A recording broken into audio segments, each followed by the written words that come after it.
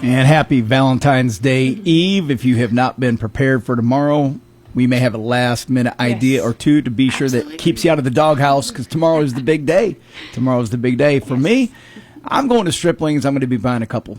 Fillets. Yep. Maybe grab a side or two. I don't know if they have small sides or just the big sides there at Stripling's, but I may have to grab like a little, sweet potato souffle or something to go with it.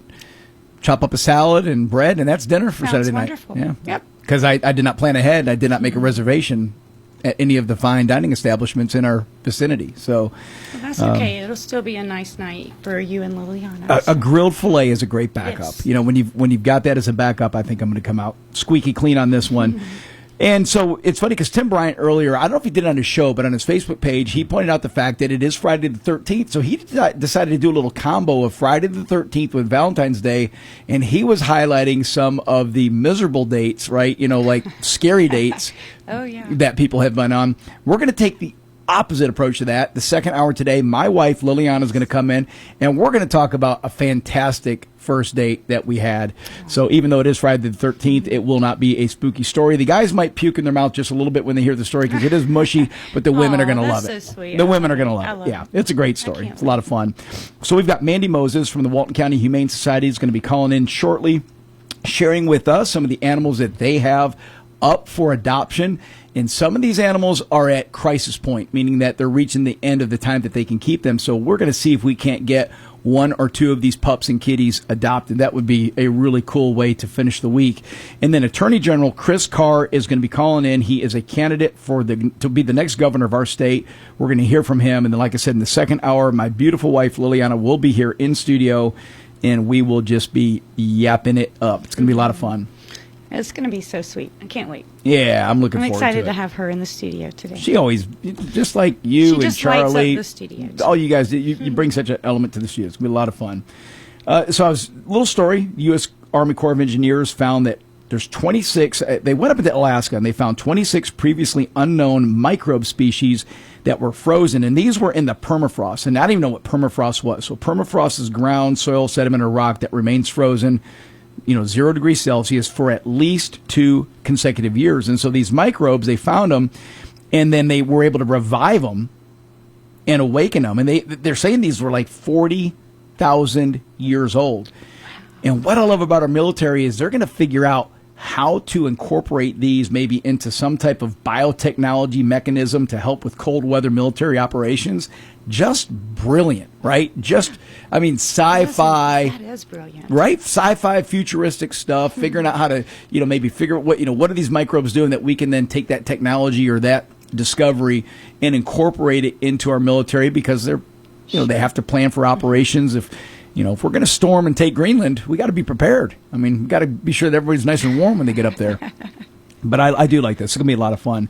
And what's cool about this story, I watched a movie last night called Greenland. Have you ever seen that? So Greenland with Gerard Butler. There was 2 parts. So part 1 was where a catastrophic meteor comes in and basically demolishes Earth. It hits and just wipes off almost all, most of the living species, technology, industry, infrastructure, just devastated. And so the second movie, we watched that last night, picks up as they are kind of coming out of hibernation, if you will, and they're trying to figure out where can they survive on Earth, because there's radioactive activity, everything is destroyed, there's earthquakes, there's tremors, there's tidal waves, you name it. The world is in chaos.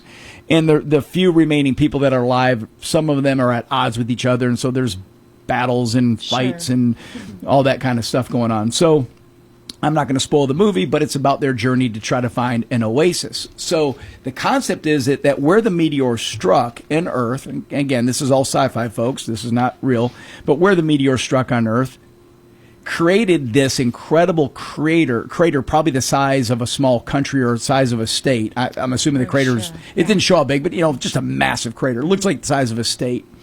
And they're saying that because of the way the crater was formed, it now provides the perfect setting for everything to regrow. Just a utopia. Rivers are flowing, lakes are clean, lush green meadows, fertile soil, no radiation because of the shape of the crater. The bowl prevents radiation from coming in. So it's obviously fantasy land, but it was kind of neat for the movie. But it got me thinking. I was like, that would, that would be interesting if that scenario did take place, like we saw in the movie Greenland, where there is a crater formed by a catastrophic meteoric event, and that crater now provides just a start over for humanity. And you have people kind of coming there and getting settled. And you can imagine the first thing they're going to do, any smart country or civilization would do, they're going to put a border around it. They're going to build a wall. Right. All right? Because there's marauders and troublemakers that you don't want to, keep out the folks that don't share your values. So you put up the wall, and then you put up a gate. And I was thinking through this.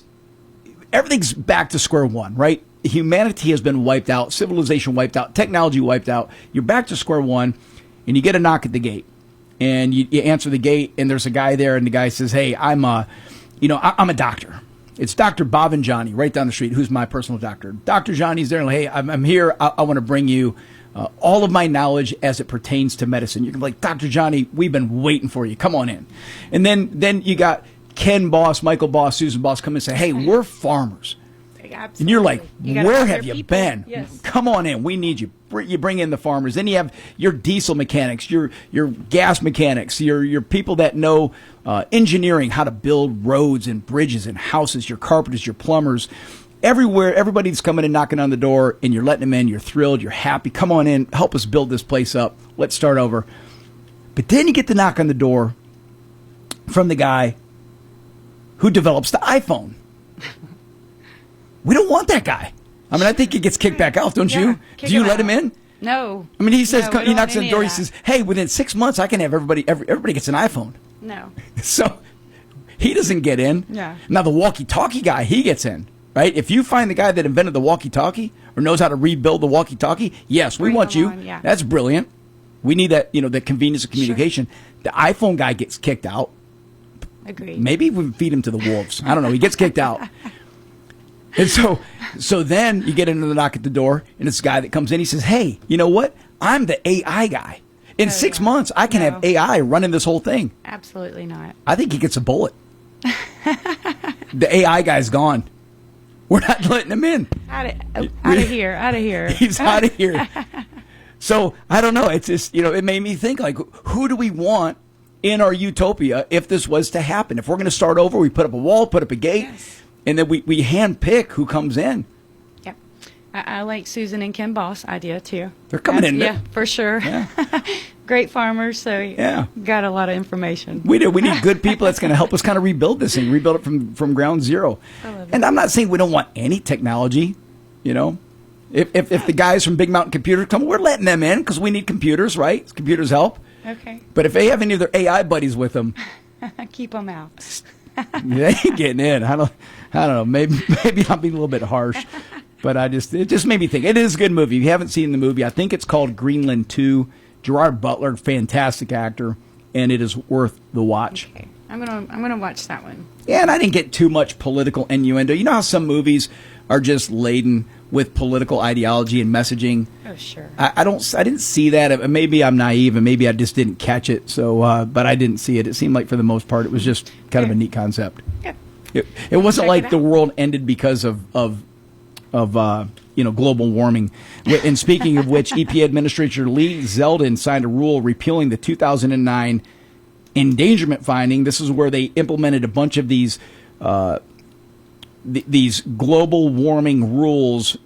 This was under the Obama administration. All these climate regulations that really affected our country. It really affected our economy. And these rules did not apply to other countries. So it kind of created an unfair, unlevel playing field. But one of the things, of the myriad of things that this will unwind, saving taxpayers they're estimating over $1.3 trillion by removing these compliance issues. One of the things that jumped out at me that it will unwind is that silly little feature. I don't know if you have this on your car, but do you drive a car, Chastity, that when you come to a stoplight, the car shuts off? Yes. Does your vehicle have that? Yes, and I do not like it. I don't either. I deactivate that. Yes, but on my vehicle, maybe yours is different. I have to deactivate it every time. Like, Yep, it's not every like there's time. a one-time deactivation Nope. switch and you Every can shut the time. whole thing off. You got to hit the button every time. You got to hit the button every time. And the reason I don't like that, first off, how much gas does it save? Maybe 0.00003 gallons over a lifetime. I don't know. It's probably negligent. But the reason I also don't like it is when you come to a stop sign, and let's say it's a stop sign where you're stopping and you're going and there's traffic and you have to kind of get after it when you're coming out of the stop. Sometimes I feel that it is impeding my acceleration, therefore causing a dangerous incident. Yeah, it kind of makes you think, gosh, especially like turning out for me, like on 138, and I'm stopped right there at the stop sign, and if there's traffic coming and I'm trying to turn quick, it'll shut off, and it always worries me. Is this thing going to turn back on? Yeah, because you got to get out of the hole quick. Right. Yeah, no, so it's... So I don't like that either. Yeah, I'm glad that this has gotten unwound. I found that interesting. And then kind of going back to the idea of our Utopia crater that we discussed with the cataclysmic meteor that theoretically could strike our Earth. Switzerland, I said we put a border around this crater, right? Switzerland, speaking of borders, has now said, hey, you know what? We're going to cap our population.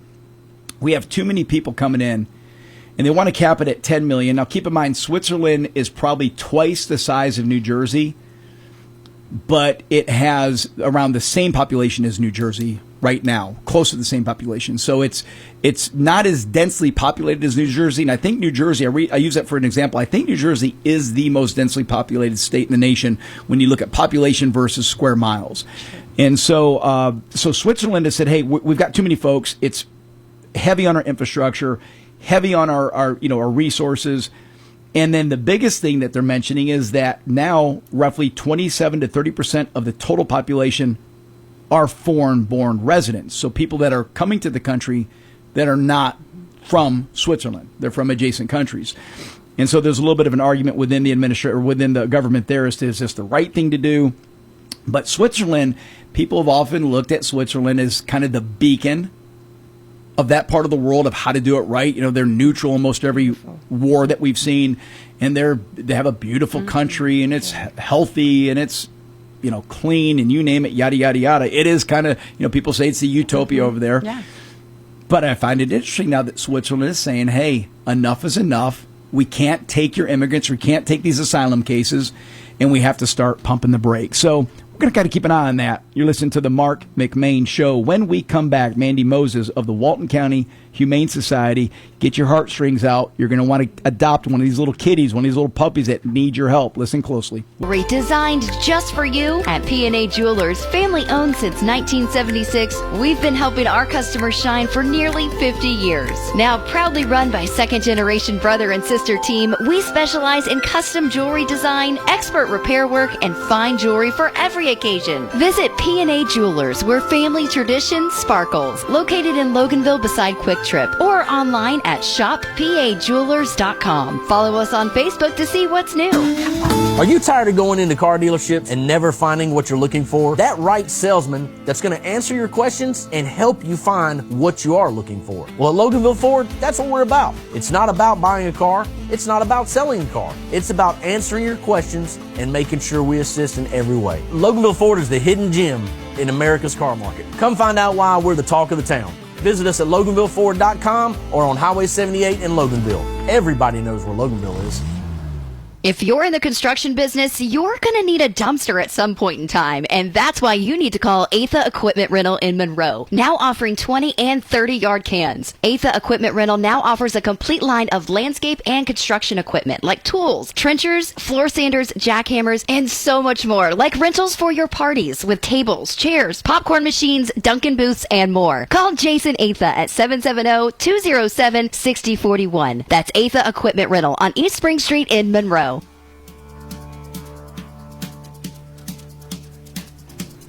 And welcome back, Marc McMain. Our next guest is Mandy Moses with the Walton County Humane Society. Mandy, thank you for joining us today. Hey, Mark, thank you for having us. We're excited to be on with you. Well, it's going to be fun. And I was thinking about it, Mandy. Tomorrow's Valentine's Day, and there are some folks out there that don't have a significant other. And the best way, in my opinion, to fill that void is with either a new cat or a new dog. Absolutely. And we have so many adoptable animals here in our shelter to choose from. I was on your website last night. I want to go through some of those with you in just a second here. Let's start off. Tell our listeners about what the Humane Society does, and also tell us about your team there at Walton County. Okay. Well, with me today is our supervisor, Samantha, and we have our pet of the week, Willow, with us running laps in the lobby right now. She's so excited. But the Humane Society of Walton County, we were established in 2023 by our founder, Miranda McWaters-Kariba. Since our opening, we have taken in over 1,000 animals. We are on adoption number 894, Wow. and we are the only brick-and-mortar rescue in Walton County. That is just fantastic. That is fantastic. And yeah, tell us about your team, because I realize there are a handful of paid staffers, but you also have volunteers that help run the facility. We operate because of the volunteers that we have. So I am the only full-time staff here. We have 6 part-time employees, and then all the other gaps and needs are filled by a really dedicated army of volunteers that we're so lucky to have. And what services do you guys provide? Obviously, we know about the adoption stuff, but do you also offer like counseling to people who maybe have an animal that haven't got it neutered or spayed yet, and Yes. provide those services? Walk us through what all you offer. We do. So we recognize, Miranda, our founder, recognized a huge void in our county for kind of in-between services for people who have pets.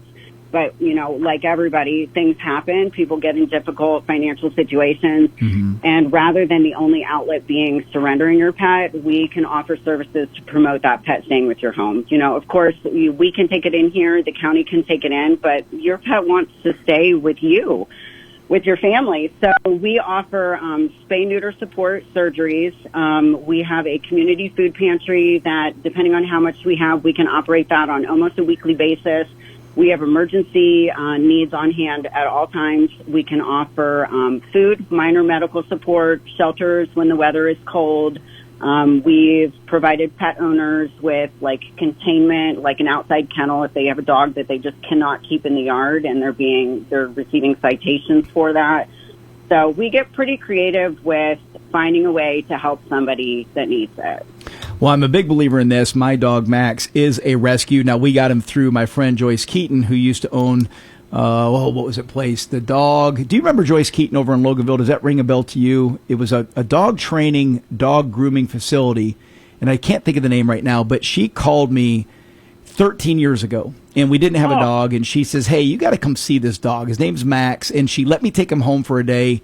And awesome. she would go get the dogs from the Humane Society that were at that crisis point, right? You remember that were just kind of on the edge of being put down, and then she would kind of give that extra opportunity for these animals to get adopted, and it's the best thing we've ever done. Max is a pug beagle, so he's a puggle, and he has turned out to be an incredible dog. So there's really good pets that you get out of this system if you're willing to come and spend the time and look and see who's there.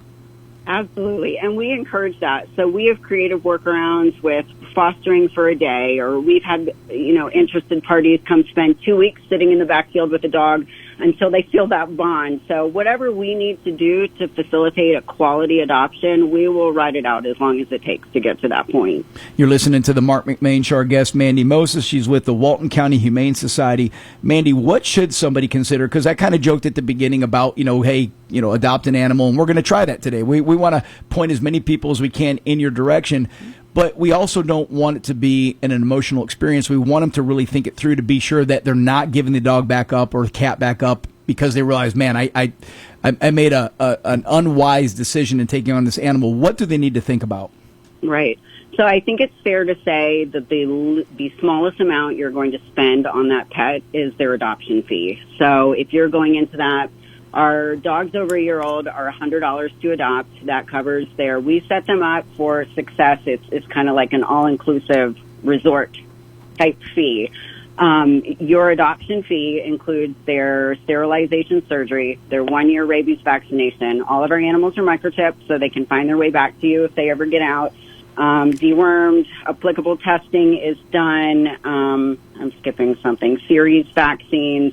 So we set you up for that first year, but, after that, anything can happen. There's your monthly heartworm medication. So kind of keeping in mind, a lot of people are struggling with just financial constraints right now. So I think it would be safe to say $500 on the modest end is what any responsible pet owner can expect to spend just providing basic routine care for their pet throughout the year. Yeah, just be sure that you've got that type of disposable income before you make that commitment. I've got several friends that text me the name of my friend Joyce Keaton's. Now, she's sold it since then, but it's called the Dog Spot. And it was just... Oh, okay. Yeah, just a great place where they did training, they did grooming and other things. I think they even did maybe boarding, but for her to take that extra step and provide you guys some relief and saying, hey, here's some dogs that or cats that may not make it past this weekend, then she would go and adopt them and try to find them a home. And it worked with us. And Max has turned out to be an incredible addition to our family. Yeah, it's such a wonderful experience. Now, we joke because my wife is not a dog person. Liliana did not grow up with dogs. I have been a dog person. And so we argue about the fact because Max is 13. So I think he's got, maybe 12 more years to live. I think he'll live to 25. I'm pretty sure of that. Forever. No, but dogs, they live to 15, 16 years old is kind of late in life for a dog. So I know that Max is in the winter of his life. And I said, hey, when Max comes back, we're going to we're going to remax this. We're going to do Max again. Yeah. And I don't know. I got some work to do on her because I don't know if she's totally buying into that. She wants a little break from the dogs, but it has been a blast. Mandy, tell us about some of the animals that you guys have up for adoption. Let's start with Willow, and then let's kind of go through a list of any of the other ones that you want to feature. Well, Willow is very excited right now playing in the lobby. Willow has been with us over a year. So we find here we have the typical adoptions that they're in and out in a week or two, and then the other half of the facility is they are a more delicate adoption process. So Willow falls in that category. She needs to be the only dog in the home. Okay.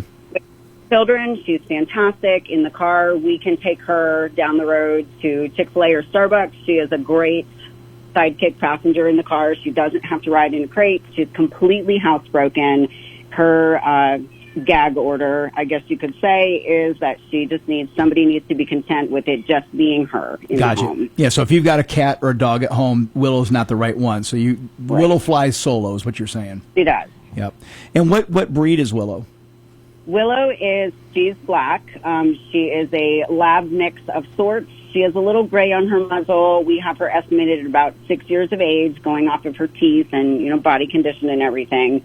But she's, for people to look at the flip side of that and say that she's out of the puppy phase. She's not going to tear the house up. Right. You can leave while you're gone. She's a great package.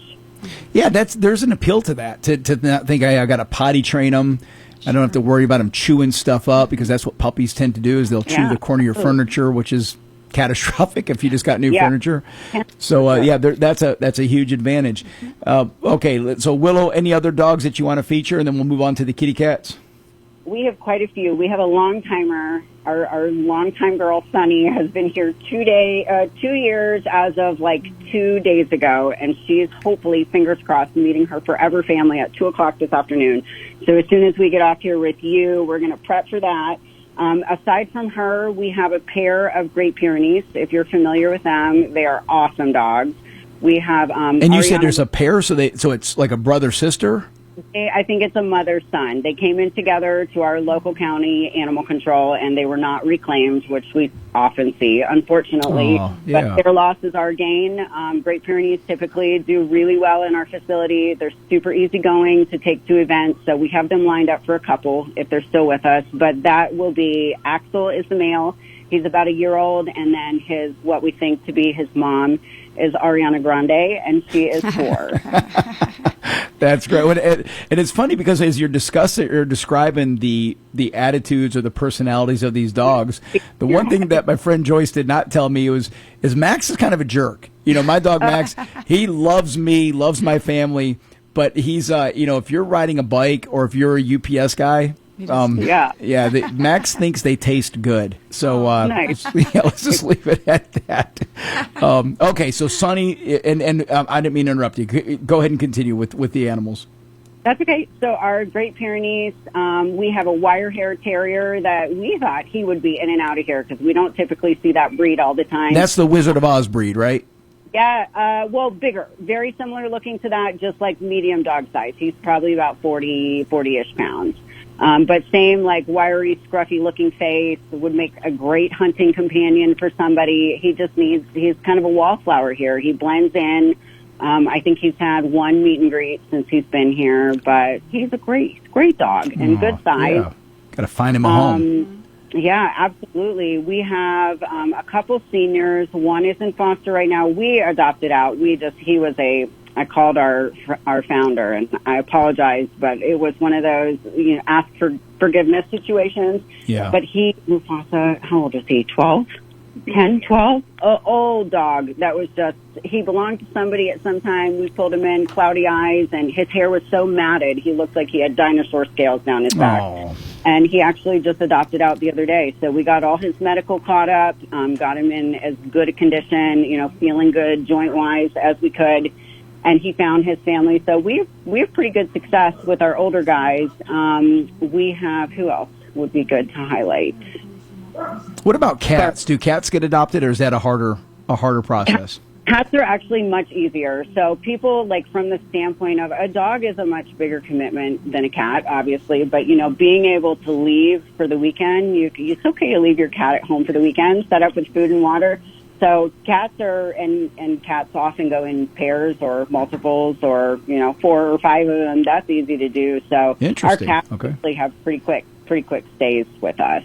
That's fantastic. I love what you guys are doing. And let me ask you, Mandy, because I was on your website, share your website, because I'm assuming it's up to date. You have all the pictures, you have the descriptions, you even put on there maybe what some of the idiosyncrasies of each animal is, like if they don't play well with other dogs or children. You kind of noted some of the stuff on there. Yeah, we absolutely want to set them up for success. So we are as transparent as possible with, we want you to love them for maybe the flaws or the huge bonuses that come with them. But that's part of our quality over quantity adoption kind of philosophy that we have. Well, that is just fantastic. And what is the website again? It is humanewalton.org. It's easy enough. HumaneWalton.org. And I'm assuming you're on Facebook as well. I didn't look that up, but I'm sure you're on social media. Yep. If you just do a Facebook search of the Humane Society of Walton County, you'll find us. Well, Mandy, I appreciate you calling in, sharing this with us, and hopefully we got a couple of those little rascals adopted today. Let us know. Oh, thanks for having us, Mark. We're glad to be here. Absolutely. That's Mandy Moses. She's with the Walton County Humane Society. And it's Dangerous Chastity because I was on the website last night looking through, and then your heartstrings start getting tugged at. You're thinking, man, Max needs a brother. Yep. And so, but they do a really good job of putting the pictures up there and then the description of what you're getting into. And then you go and just visit. Go spend an hour. And they're forever grateful because they know that they have been adopted. So pets that you find and adopt, I feel like they know it in a sense, and they're just the best pets ever. Yeah, I agree. No, you're right. I think they know that they were close to extinction, and now they have a second chance at life, and they appreciate it. At least, Max used to feel that way. Now Max goes and wanders off. He'll walk through my neighborhood like he owns the joint. Goes for like a half hour, goes in your in-laws' yard. I love that. Probably poops behind their house. Yeah, and then comes back over. Hey. You're listening to the Marc McMain Show. When we come back, our Attorney General, Chris Carr, will be here with us, and he is running to be the next governor of the great state of Georgia. Don't go anywhere.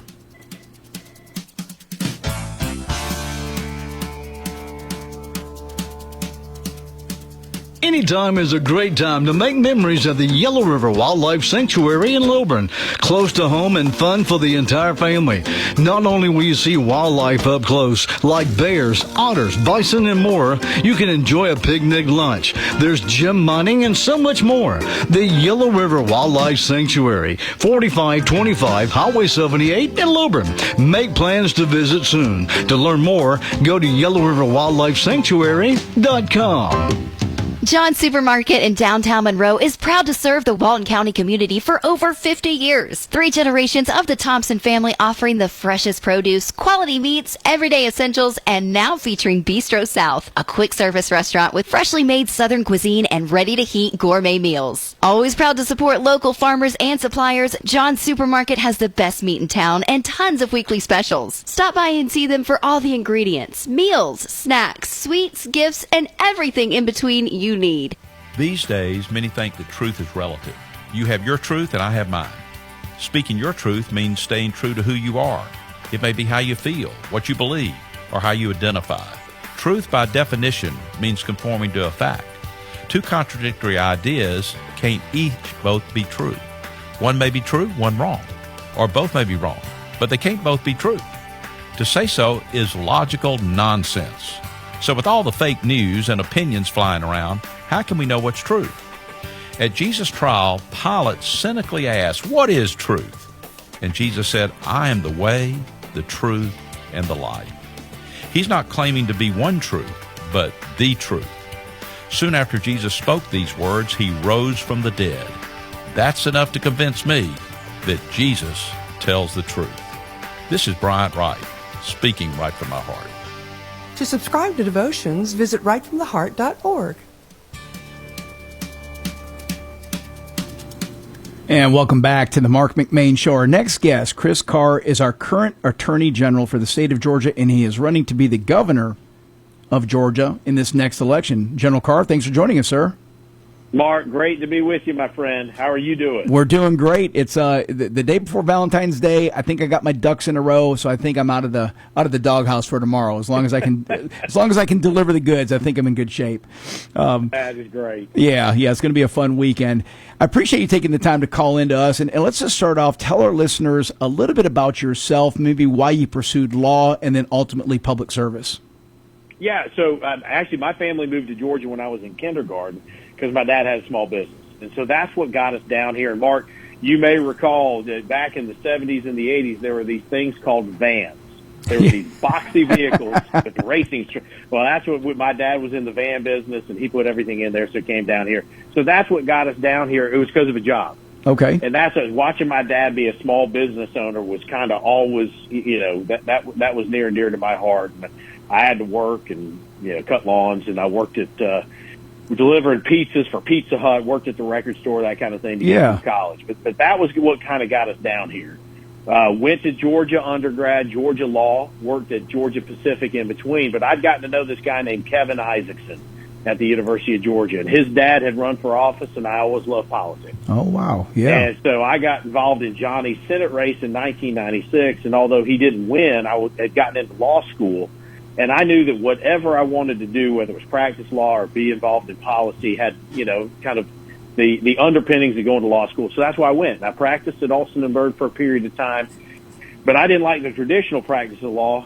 I liked being in that policy world. So I went to the conservative think tank called Georgia Public Policy Foundation, was there for a couple of years working on education issues and business issues. And then Johnny ran for the Senate, and I got hired to be his campaign manager, and we won that race. He'd been in the House, went over to the Senate. I went as deputy chief of staff, went to D.C., came home when I became Johnny's chief of staff, which I did for 6 years.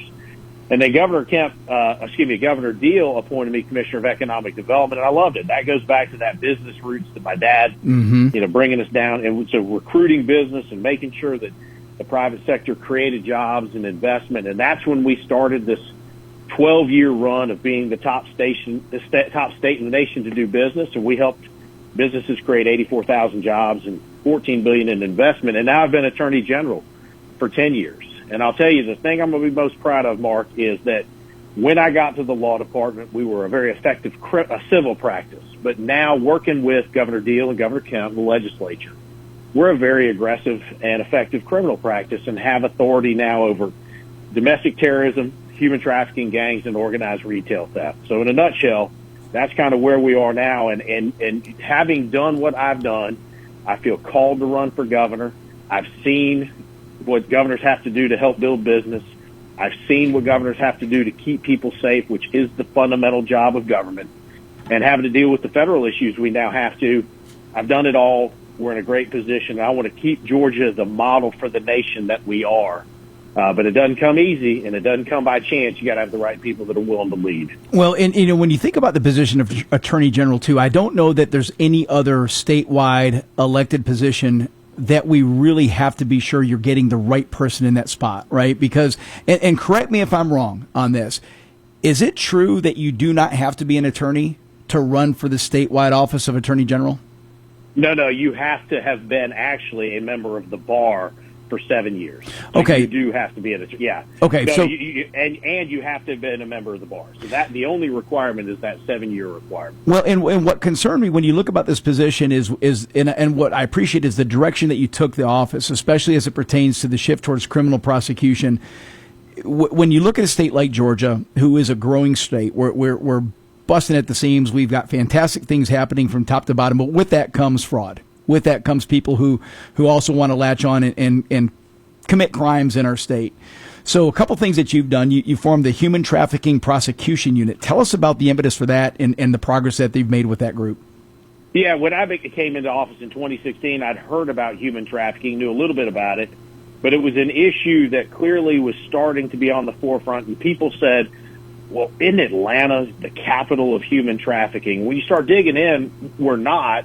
We're like everywhere else. We have human trafficking, but because we are a logistics hub, and yes, we have Hartsfield and some others, there are reasons criminals can use that to continue to perpetuate crimes. But from the human trafficking front, we actually started earlier than other states prosecuting these crimes. So we had more data. But what happened when we came in, we said, look, these are generally 14 to 17-year-old girls, some of the most vulnerable in our society. And coming in, and the Kemps came in, and I've always said when governors make issues, and first ladies do it, it matters. Yep. First lady created a group that was getting all of us together called the Grace Commission. We all started focusing on it from a legislative perspective, now a policy perspective, and then a prosecution's perspective as well. So our team has now been up and running since 2019.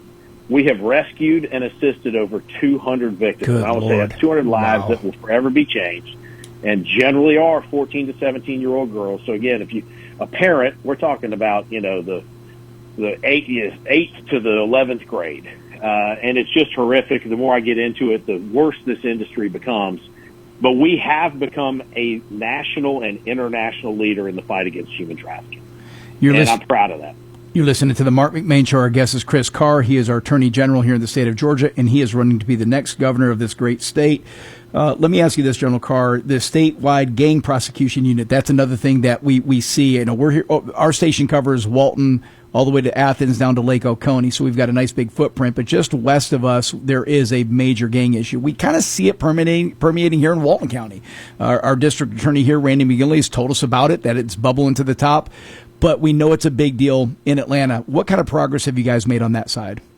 Well, we have. And let me tell you, you've got a great DA and Randy. You've got a great sheriff that's willing to prosecute crime, do that thing government's supposed to do. So we partner with folks like Randy and the sheriff to make sure we go after gangs. Look, the gangs are an issue all over the state of Georgia, whether it's a neighborhood gang, a nationally affiliated gang, or transnational gang. And oftentimes they don't care what the city or the county line are when it's all about making money, selling guns, drugs, human beings, cyber crime. Any way to make money, gangs are willing to do it.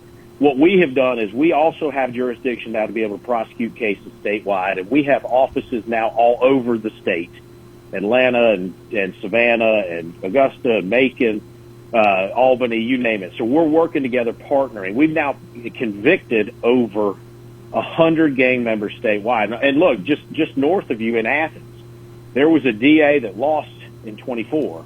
But when we started this unit in 2022, she basically said there's no gang problem in Athens. She wasn't going to prosecute gangs. Well, there was a gang war going on. We've now convicted over 15 individuals. We've got about a dozen more under indictment. And since we started in 2022, shootings in Athens are down 65%. Think of that. That's incredible. Just think about it. And that's why I like to chronicle these items that you've accomplished, because I tell people, if you want to know where somebody's going, look at where they've been, look at what they've accomplished. So people can say what they're going to do, but you also want to look at their track record of success. And that's why I'm kind of bolting through some of these here. Another big deal to me was consumer protection, really as it pertains to the elderly community. I'm not saying that at all isn't important. It is. But when you look at how now there's these groups that really figured out how to target our senior citizens, whether it be through email, through text messaging, or just phone calls, that group of people is somewhat suspect to this because of the fact that their guard is down and they think it's their family members calling for help, or they think it's a legitimate cause that they're supporting. And unfortunately, they're getting bilked out of money. Are we making some progress on that side too? We are, and that's another vulnerable population. Think of human trafficking kind of being on one end of the age scale and elder abuse on the other. Right. And so we're proud to be able to work with that Consumer Protection Unit. We have brought millions of dollars back to Georgia taxpayers when they've been defrauded, Georgia consumers.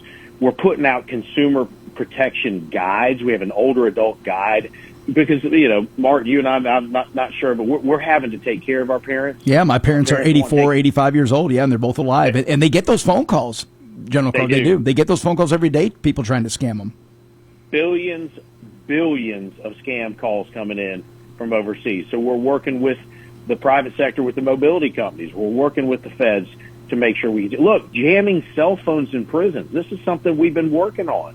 Number one, violent crime is being directed from our prisons, but so are scams. Yeah, think of that. And we finally now have an administration in the Trump administration that's willing to work with us to stop those scams. Because think about it, Mark, that's somebody's life savings that can be taken in one text or one email or one phone call. And it's devastating and it's embarrassing to our older population when this happens. Oh, it is. And so we're doing all we can to come at it. And they know exactly what to say to get them to drop their guard. And I say this, as cognitive and as brilliant as my parents are, and they're both, they have their wits about them and they're both sharp. There's times my mom will call me. She says, hey, I had this phone call. And so she's kind of on the edge of like, hey, is this real? And immediately I'm like, hey, Mom, no, you don't even answer the phone. If you don't know who that number is, don't even answer the number. At this stage of your life, You're not missing out on anything. So just ignore it. But yeah, so it is. It's frustrating and it's frightening to think that can happen to somebody that you know. General Carr, we're going to ask you to stick around for a minute, and then we want to keep you for one more segment if you have time and hear all about your campaign for governor. Absolutely. Fantastic. Quick break. We'll be right back with Attorney General. Experts now open in Madison. Our white glove service ensures personalized solutions for all your IT needs. Hardware fixes, remote support, private lessons, and more. Visit us at Madison Plaza across from Ingalls or call 706-343-4184 to schedule your consultation. That's 706-343-4184. Big Mountain Computers, turning your mountains into molehills. Hey, this is Doug. And this is Robbie. We own and operate Foy Tree Service. When you need tree cutting, stump grinding, lot clearing, mulching, firewood, and more, call Foy Tree Service. Serving Morgan County and surrounding area since 1987. With top quality service and fair prices, we take pride in our work, and we do everything to make sure that you are a happy customer. That's Foy Tree Service. Call us at 706-342-8733. That's 706-342-TREE. Ready to grow your small business and reach thousands of new customers? Say hello to Town Values Magazine, formerly MTM Shopper, proudly serving the community for 22 years. Every month, thousands of magazines are mailed directly to homes in Walton, Oconee, Barrow, Rockdale, Newton, Gwinnett, and beyond to further expand your reach. Our magazine is packed with valuable coupons and services offered, helping families save money while supporting the community they love. We specialize in local direct marketing that works, building your brand, driving sales, and connecting you with the customers who matter most. Plus, we're online at townvalues.com and on Facebook and Instagram, giving your business even more exposure in print and digital. Ready to reserve your space in the next edition? Call Liliana at 770-267-6650. Town Values Magazine. Local, trusted, powerful. Helping businesses grow and families save.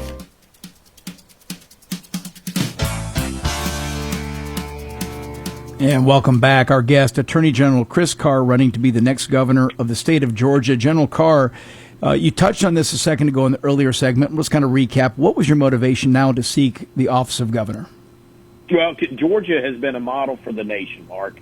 And the way we've done it is the private sector and the public sector have come together to solve problems. So you got to have good leadership in the private sector, but you got to have great leadership at the state level, too. And we have been fortunate. I am a huge fan of Governor Kemp and what he's done to bring jobs to the state, protecting folks.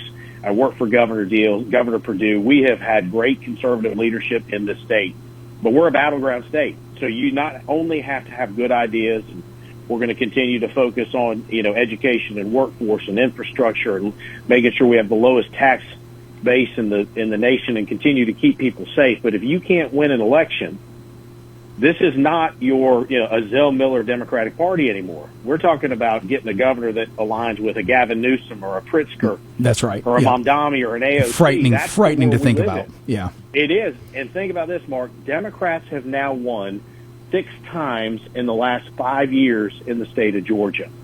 If we don't have a candidate that can appeal to the persuadable voters in this state that care about job safety, affordability, education, may not talk about social issues the way the right and the left traditionally have, but candidate quality matters, then we will lose. And it's going to be very difficult to keep those down ballot races like Attorney General, Public Service Commission. Well, but I can do it.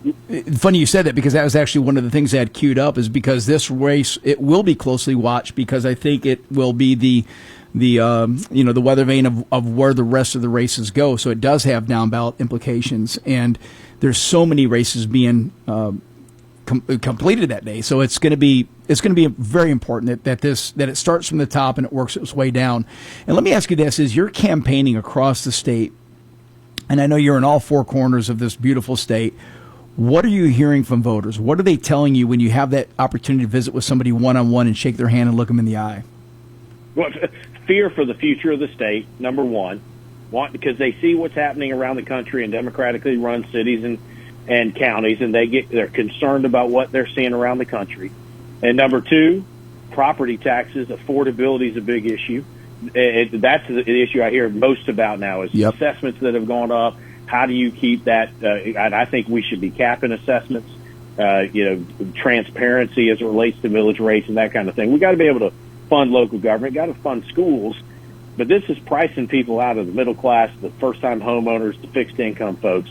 And safety. That is an issue because, again, I think they see what's going on around the country and want to make sure that you can win. And again, I tell them, 2022, the last time I was on the ballot with the Secretary of State, Lieutenant Governor, and I know we have a new entrant in the race, I got 840,000 votes when the Secretary of State got 611 and the Lieutenant Governor got 550. We cannot, as Republicans, my party, your party, we cannot allow somebody to get in there that can't win this race and be a weak candidate.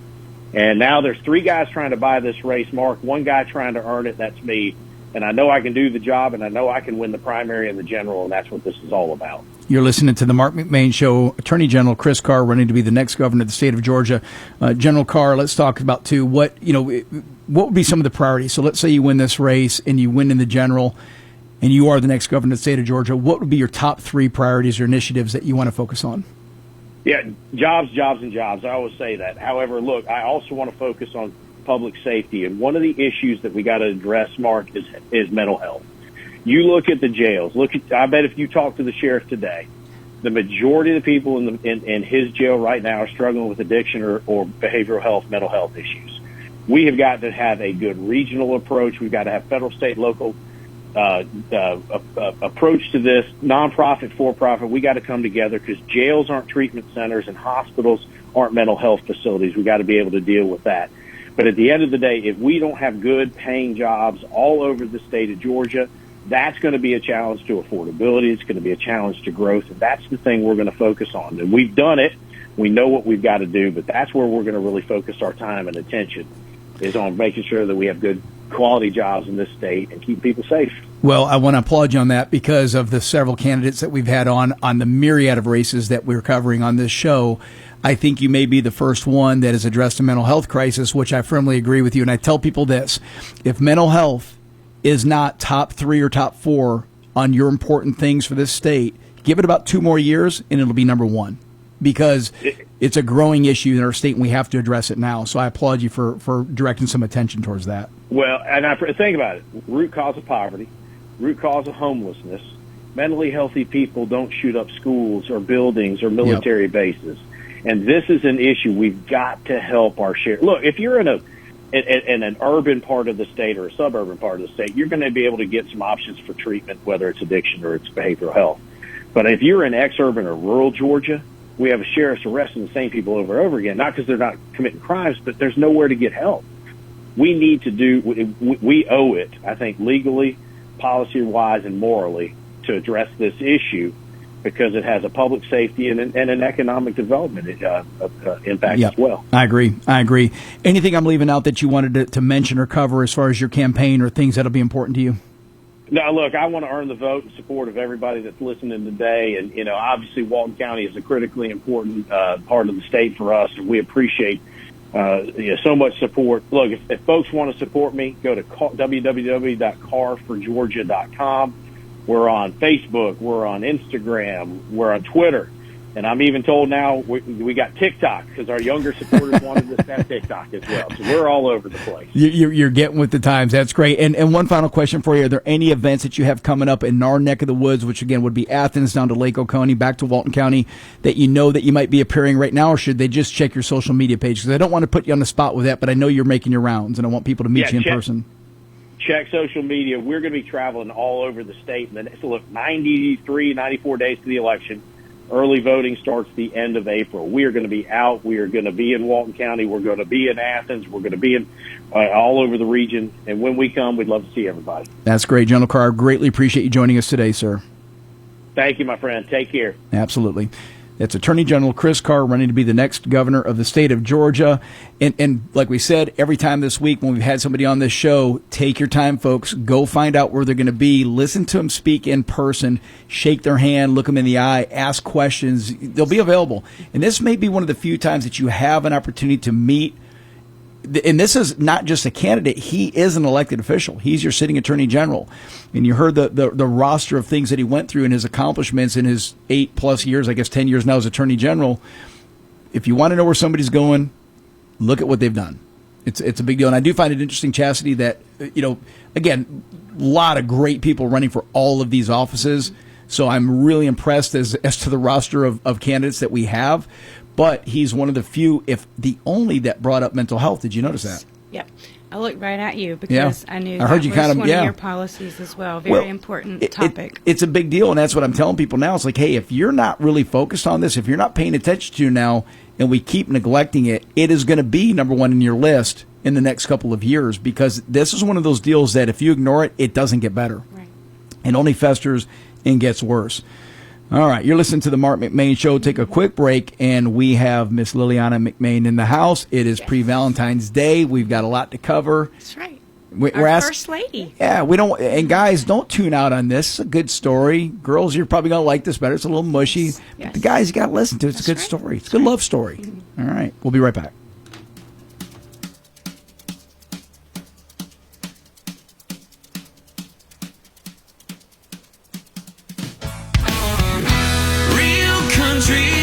This is Q92.3 WMOQ FM, Bostwick, Monroe, Madison. Your home for real country. Cassie Enterprises invites you to stop in and see their new line of Coyote brand tractors, UTVs, and Bad Boy zero-turn mowers. Coyote tractors have the power to handle any job. Working on the farm, landscape business, and more, Coyote tractors are dependable and ready to work for you. Sales, service, parts, and more. It's all available at Cassie Enterprises. Family owned and operated. 145 Highway 83 in Good Hope. Go to CassieTractor.com. When you walk through the doors of Campton Restaurant, you're not just here for a meal, you're part of a tradition. I'm fourth generation owner Josh Parker, and for nearly 40 years, families in Walton County and surrounding areas have gathered around our tables to share stories, laughter, and good Southern cooking. From crispy fried chicken to heart-healthy daily specials, there's always a plate waiting with your name on it. We're open Tuesday through Thursday from 11 a.m. to 8:30 p.m. and 11 a.m. to 9 p.m. Fridays and Saturdays. So come on by, make yourself at home, and experience Campton Restaurant, where family tradition meets every meal. Dreaming of the perfect backyard this summer? Hi, I'm Jason with Rosewood Luxury Pools. We design, build custom in-ground pools with timeless design and lasting quality. As a licensed general contractor, we handle every detail from concept to completion, so you can just relax and enjoy the process. Summer's right around the corner. Let's get ready for your pool party. Give us a call at 678-635-7276 or look us up at rosewoodluxurypools.com.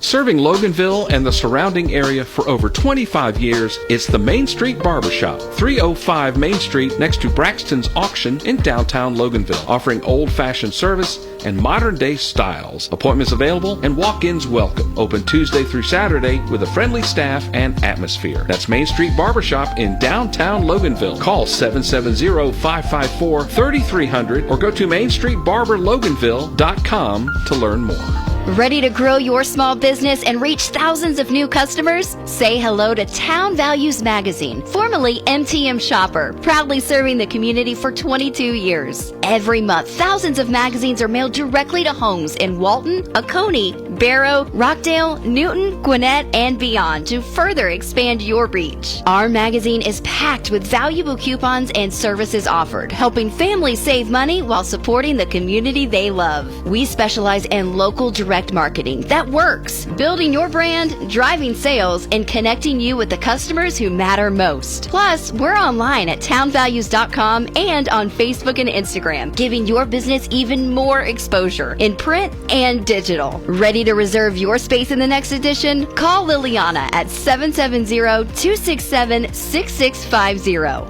Town Values Magazine. Local, trusted, powerful. Helping businesses grow and families save.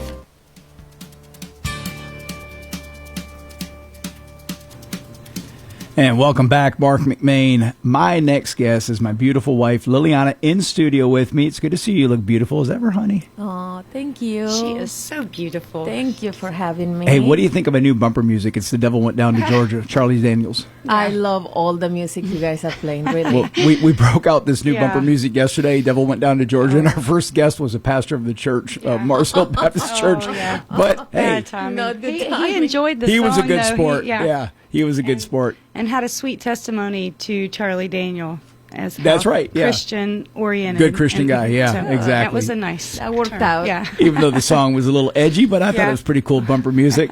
Just maybe we rolled it out at the wrong time. Right, yeah. That's what happens. A couple shout outs before we get into the story that we are going to share. And there's a spoiler alert. In the second segment of this interview, we're going to talk about how Liliana and I met on the beaches of Cancun. It is a really cool story. It's a lot of fun. God had his hand in it, definitely. But I went to be sure I looked sharp for the interview, and I got a haircut from our friends at Main Street Barbershop. Now, Greg is the owner of Main Street Barbershop, but the lady that cuts my hair is a lady named Pat. And I want y'all to keep Pat in her prayers. She is battling a health issue right now. I'm not going to say Pat's age, but she is old enough to be my mama.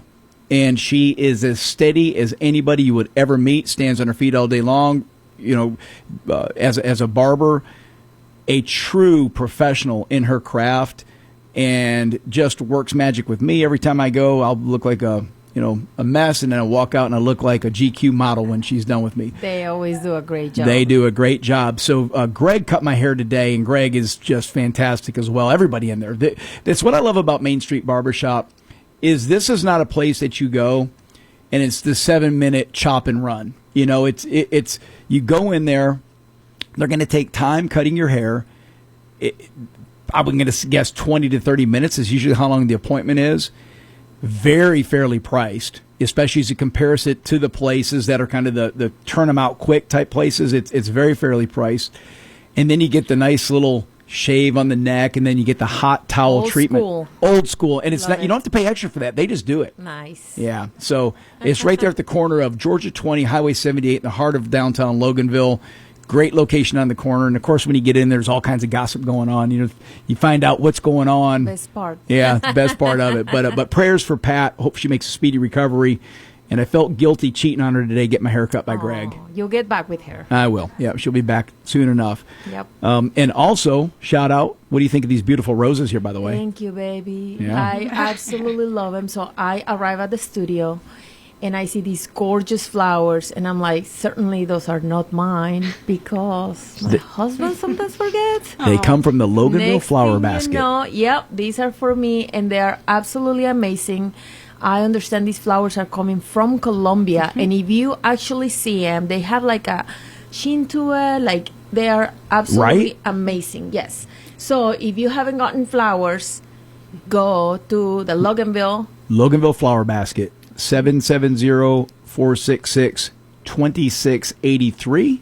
Am I getting that right? That's correct. Yeah. Yes. Thank Yeah, you. I would say it's the most beautiful Yes, rose I've ever they are seen. so pretty. And I got up early to get those. I love it. I woke up early. And you have to remember something. Flowers are not only for Valentine's Day. I absolutely love getting flowers randomly when I don't expect them. Yes. So keep that in mind. And they don't have to be just roses. They have all kinds of flowers. So So you're saying I should go more than just once a year? Yeah, absolutely. I'll make Surprise me. I'll make sure that Surprise change is me. implemented. I'll make Awesome, sure that. Chastity. Yes, ma'am. Yes, and I also got this beautiful plant from Chastity, which she loves plants, and she says she has like over 190 plants, and every time I see her, it's almost like she gives me something new. And it's Chastity has a beautiful. green thumb. There's I no love doubt about it. Yep. That's So good do stuff. you, Miss Liliana. Working on it. She's getting better. Yeah. Things aren't Working dying on around the it. house like they used to. Yeah, she's doing great. She used to be the plant assassin. Yeah. No. But now Not she's anymore. That's right. But now she's got things are living. A couple more shout outs. P&A Jewelries, folks. If it's not, if you didn't get something yet, you got 5 more hours in the day before they close. Tomorrow. And they're open tomorrow. They're open tomorrow. They've got all kinds of good stuff. We had on Jenny yesterday. She is, Troy and Jenny are our brother sister owners of P&A Jewelry. She's been doing this for her entire life, and they have watches. She talked about some of the bracelets they have. They have that line of silver jewelry. So if you don't have a big budget, just got $100, a couple $100 to spend, they will get you taken care of just in time for Valentine's Day. So don't go walking in tomorrow empty-handed. Absolutely, and they're super helpful. So if you go and say, hey, I have a budget on mine, I know they can help you find something that fits that budget. And she was saying you can get these lab-created diamonds that really are almost undistinguishable from a regular diamond, and they're about a third of the price. That's amazing. It is. Yeah. It's just love it. bananas. Did you listen to the interview with Ken and Susan and Michael Boss No, yesterday? I totally missed that, but I'm going to go ahead and listen to the podcast as soon as it's available. It was a great interview. Yeah, I bet they're great people. They sure are. It's really neat to visit. I don't get to see Ken that often, and they're so busy, but just really good to visit with them. And Susan, of course, has a real good grip on what's going on in the store. Another place that you can go to? Absolutely. So if you have not been at Boss Brothers Country Store, I totally recommend you going. They obviously sell all the things for farm and dogs and pets, but they have also these boutiques. So if you need a gift for a teacher, for a friend, for your wife, for your mom, it's a great place to go. They have a huge variety of stuff. So definitely go and check them out. Yeah, it's a cool store, real cool store. And I guess you missed their Valentine's Day event. Yes. For some reason, they have me working so hard. I totally forgot about it. Man. That was a long day. You must have a mean Tuesday. boss. I hate that. What a jerk he is. But I'm definitely going to go there next time and going to visit them soon and get some goodies. No, you're listening to the Marc McMain Show, visiting with my wife, Liliana McMain. We figured the day before Valentine's Day, shared this cool little story. And we'll start with this. I'm going to kind of just share my background in this segment here, leading up to the time when I went to Cancun. So at this point in my career, I owned a martial arts studio. I've talked about it a time or two on the show. Self-employed, 25, 26 years old, just kind of doing my thing, enjoying life. I had, I went to college. I went to DeKalb County Community College, and this is what's kind of neat. So after high school, I graduated from Rockdale County High School in 1988. I went to work for about a year at Conyers Toyota. Started off washing cars, and then I got promoted to selling cars. So I was 18 years old selling cars, and it was a really good experience, but I looked like I was 14 years old. So it wasn't the easiest thing to do because people would walk in and say, hey, is your dad here? So my passion was martial arts. So I opened my first business when I was 19 years old, and it was a martial arts studio that I began out of the garage of my mom's home. And I started with, I think, 3 or 4 students.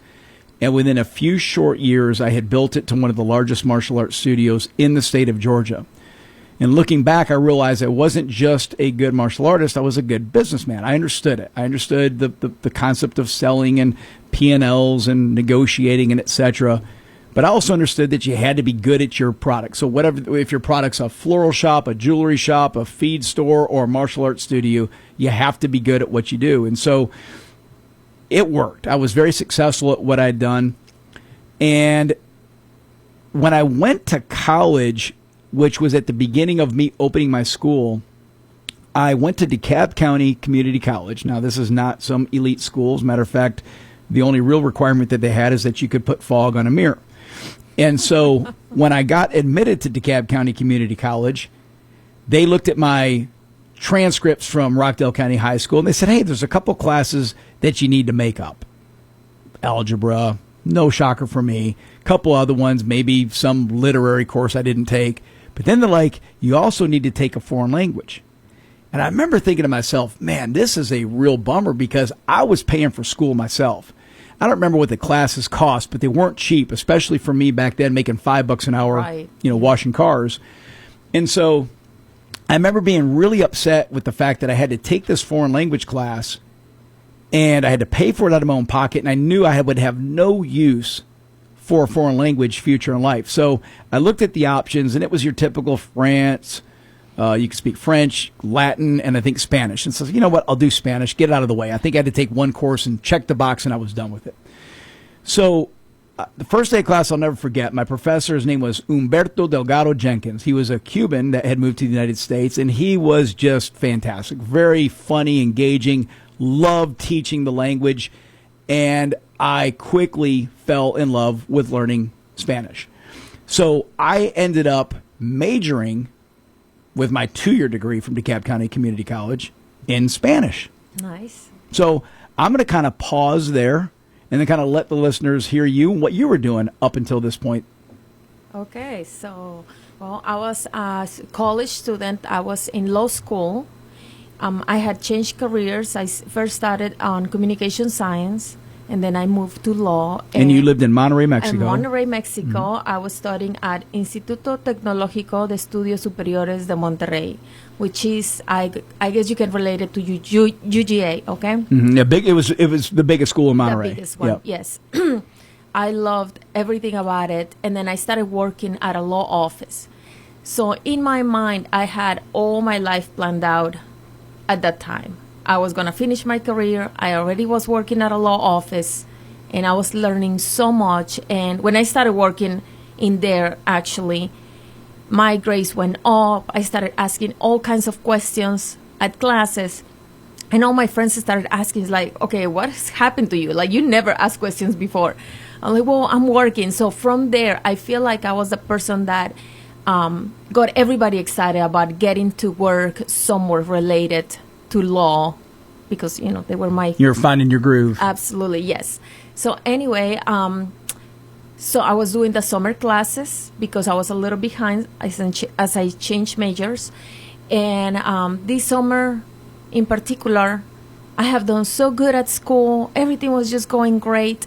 And I wanted to go on vacation. And my friend, his family owned a hotel in Cancun. So he's like, I'll hook you up. I'll get you a good deal. And I'm like, okay, let me ask my dad. I mean, of course, everything had to be with permission of my dad. Very And conservative family. Super conservative. And let's talk about your family real quick before you continue with that, because I came from a big extended family, but small nuclear family. It was my two parents, my two brothers, Matt and Mike, and myself. And that's really all the family that I had in Georgia, whereas you come from a bigger family. Yeah, so I have 5 sisters, so it's 6 of us. My mom lost 2 little girls after they were born, so we were going to actually be 8 girls. Can you imagine that? Wow. I adore my sisters. We have great relationships. And then my mom had like 5 brothers, and then my dad had like 10 brothers and sisters. Big family. Huge family. So every time we would get together at either one of the grandparents' family, we had tons of people, tons of cousins, super fun. Hard to go anywhere in Monterey and not meet somebody that you knew. Absolutely, yep. Yep. And for those who don't know geography, Monterey is a northern city in Mexico, located about 2 hours south of the border of McAllen, or maybe a bigger landmark would be Laredo, Texas. So kind of the northern mountainous region, somewhat of a desert climate, Yep. warm, but nowhere near the ocean. You're desert mountainous climate. Right. Yeah. And McAllen, Texas was our place to go shopping. That was your shopping spree. That's going right. to McAllen. That's right. Yeah. So anyway, tried to get permission from my dad to go on vacation as a family. I'm like, I have this great package, Dad. Let's go. And he's like, nope, because my dad is famous for saying no. So Your dad's a fiscal conservative. That's right. So anyway, I kept insisting, and he kept saying no. And one day I said, Dad, I bought the tickets. This is how much you owe. And he's like, okay. Which you bought the totally tickets for the random. whole family? Yes, the whole family. I told my friend, yes, we're doing it. And I told my dad, and he's like, okay. Completely random, okay? I do have to remind you something. back in the summer, when I started the summer classes, this thought came to my mind. And every time I talk about our story, I say it because I know it came from God. At the time, I didn't know where it was coming from. But basically, these words came out of my mouth. And I told my friends, Fabiola and Violeta, this summer, I'm going to meet a blonde, blue-eyed guy. And they're like, that's weird. You know, that kind of comment. There's none of them in Mexico. Well, yeah, there's some, but that was not my type of guy back then. So anyway, for some random reason, that thought came into my mind and continue to come throughout the summer. And I would just say those words. What do you think about that? I didn't know that till later on. Well, after we're married, but that is funny. Yeah. Yeah. God planting a little premonition in your mind there. Yeah, absolutely. And for the listeners to know, Cancun is as far from Monterrey, Mexico, as it is from Atlanta.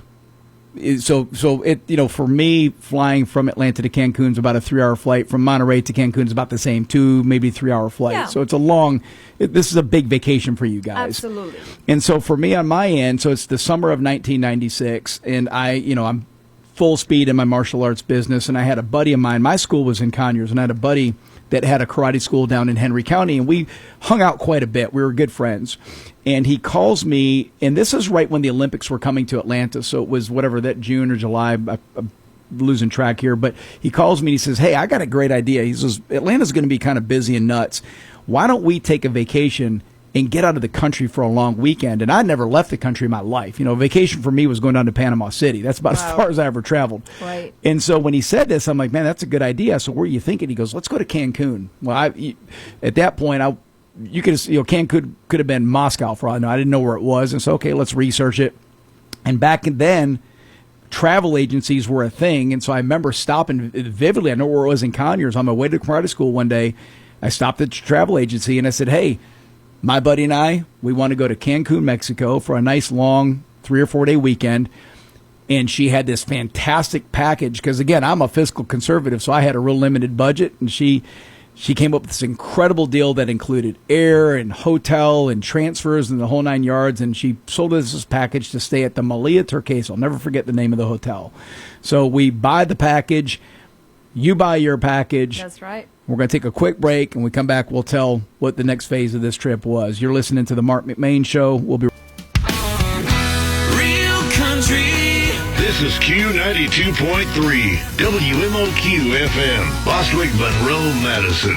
Your home for real country.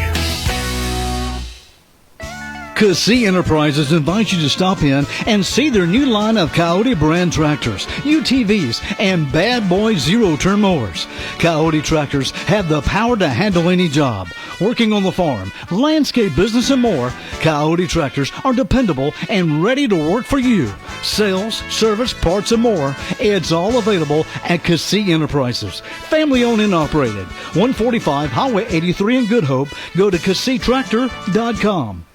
When you walk through the doors of Campton Restaurant, you're not just here for a meal, you're part of a tradition. I'm fourth generation owner Josh Parker, and for nearly 40 years, families in Walton County and surrounding areas have gathered around our tables to share stories, laughter, and good Southern cooking. From crispy fried chicken to heart-healthy daily specials, there's always a plate waiting with your name on it. We're open Tuesday through Thursday from 11 a.m. to 8:30 p.m. and 11 a.m. to 9 p.m. Fridays and Saturdays. So come on by, make yourself at home, and experience Campton Restaurant, where family tradition meets every meal.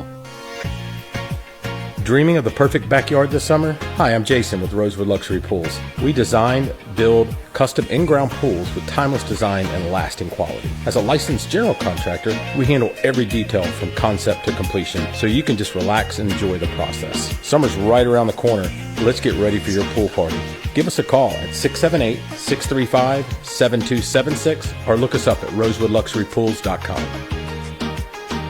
Serving Loganville and the surrounding area for over 25 years, it's the Main Street Barbershop, 305 Main Street next to Braxton's Auction in downtown Loganville, offering old-fashioned service and modern-day styles. Appointments available and walk-ins welcome. Open Tuesday through Saturday with a friendly staff and atmosphere. That's Main Street Barbershop in downtown Loganville. Call 770-554-3300 or go to MainStreetBarberLoganville.com to learn more.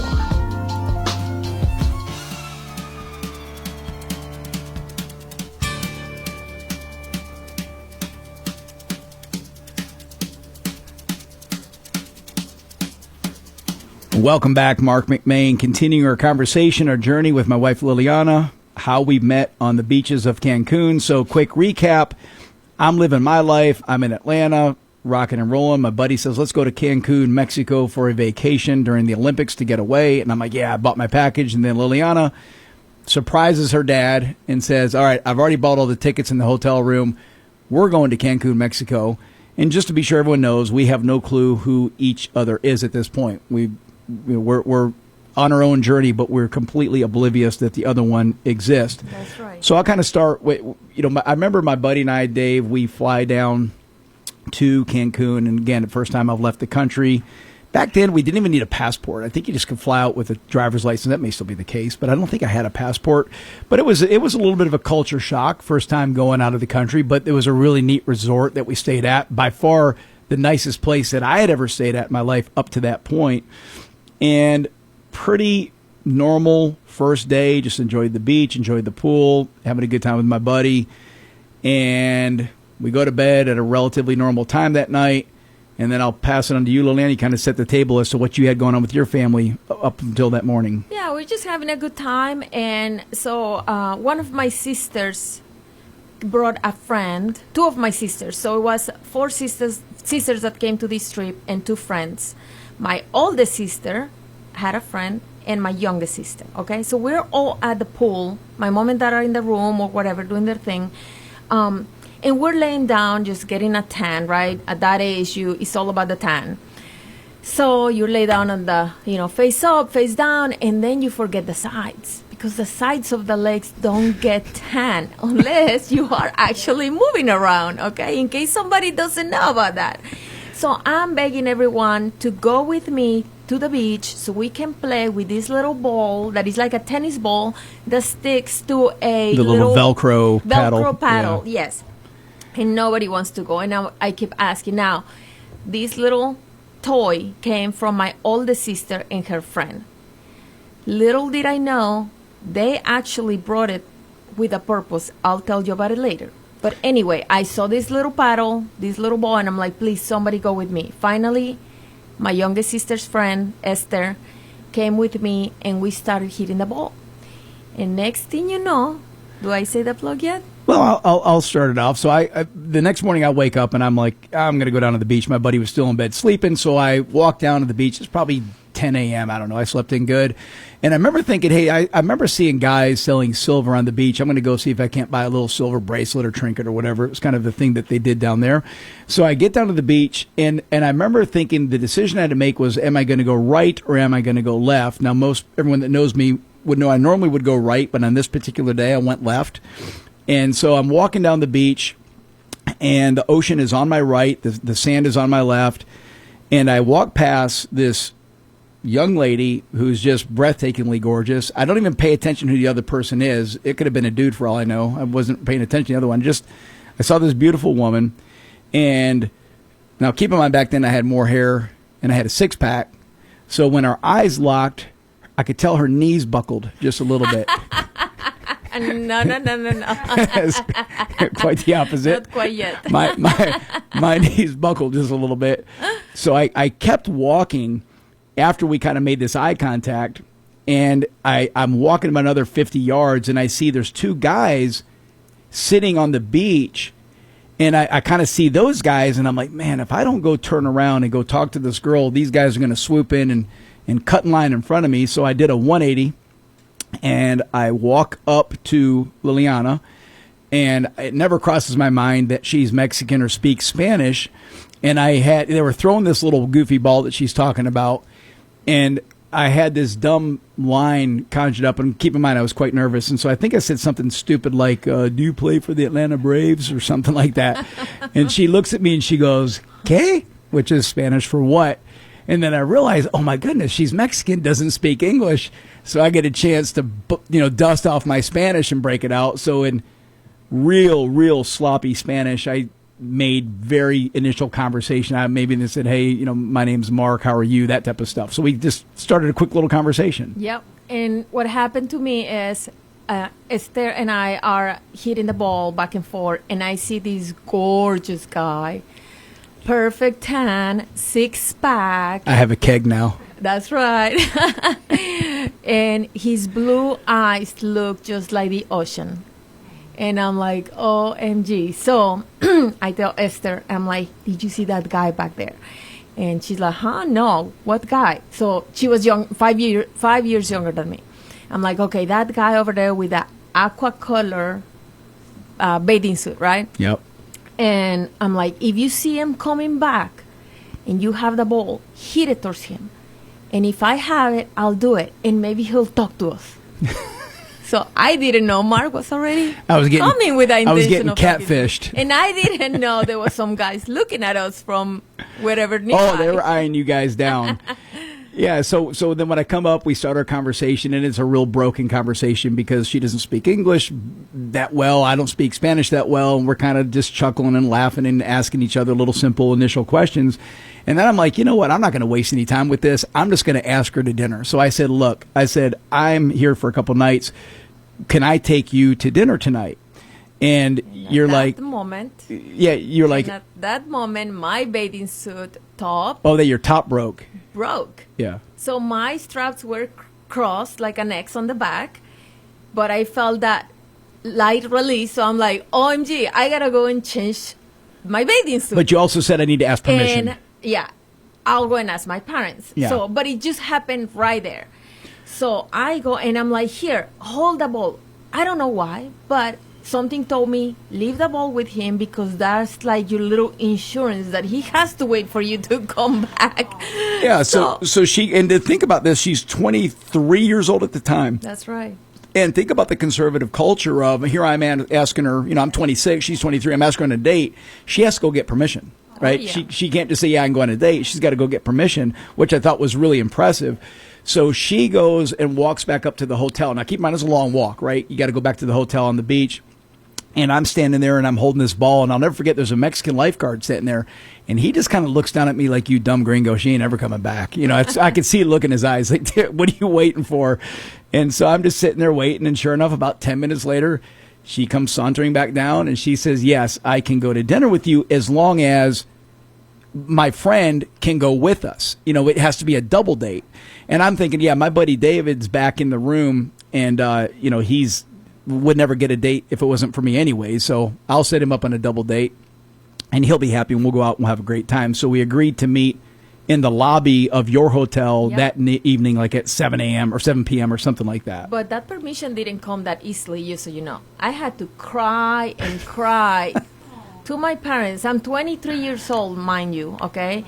And I had to cry and say, please, we'll just go to Planet Hollywood, which was across the street.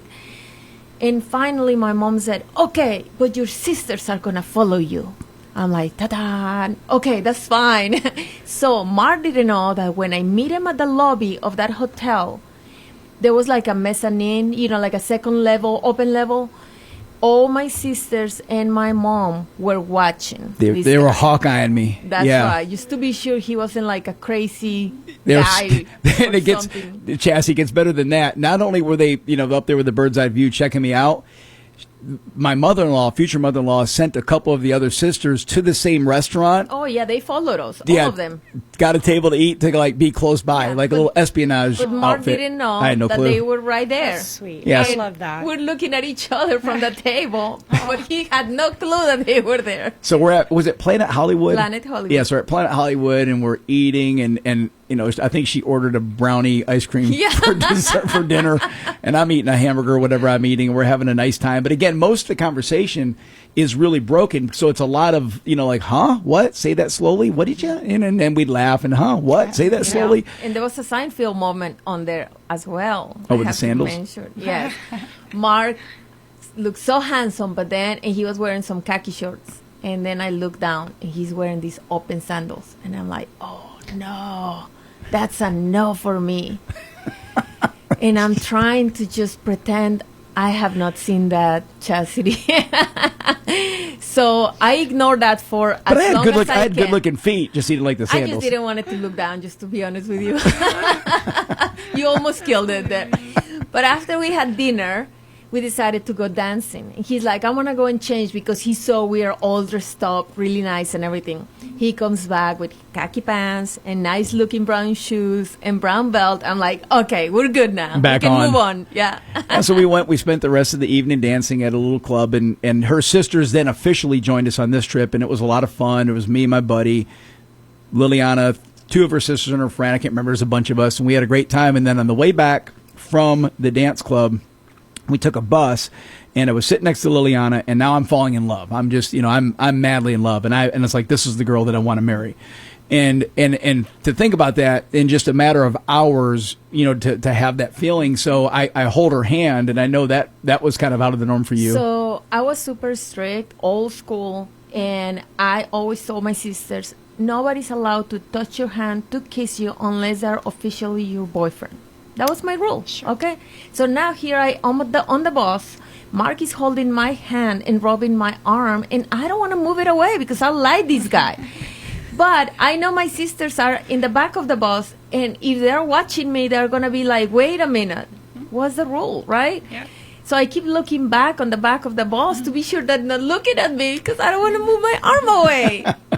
Yeah, so we get back to her hotel, and we swap emails and phone numbers. You get on the elevator and you said to your friend, well, that was after you and I parted ways. So when you and I are saying bye to each other. Yeah, so we say bye to each other, and Marc gives me the biggest loving hug I have ever received from a guy. It was an in-love hug. I was already falling in love. Like an in-love hug. Yeah. And I'm like, and he gets in the elevator, and I tell my sisters, that was weird. Like, it was a weird feeling.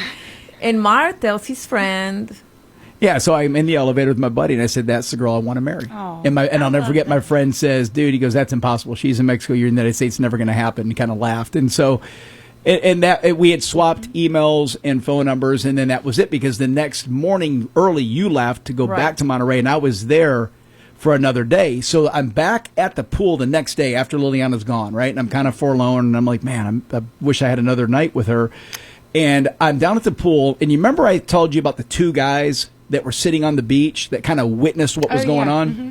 So I see those 2 guys, and one of them says to me, he says, hey, didn't I see you on the beach yesterday talking to the girl? Sure. And I said, yeah, I did. So we actually went out for dinner. And they're like, yeah, we were curious of what happened with that. We saw you walk by, then you looked at us, and you went back and talked to her. And I said, well, I had to jump in front of y'all to be sure that you didn't beat me to the punch.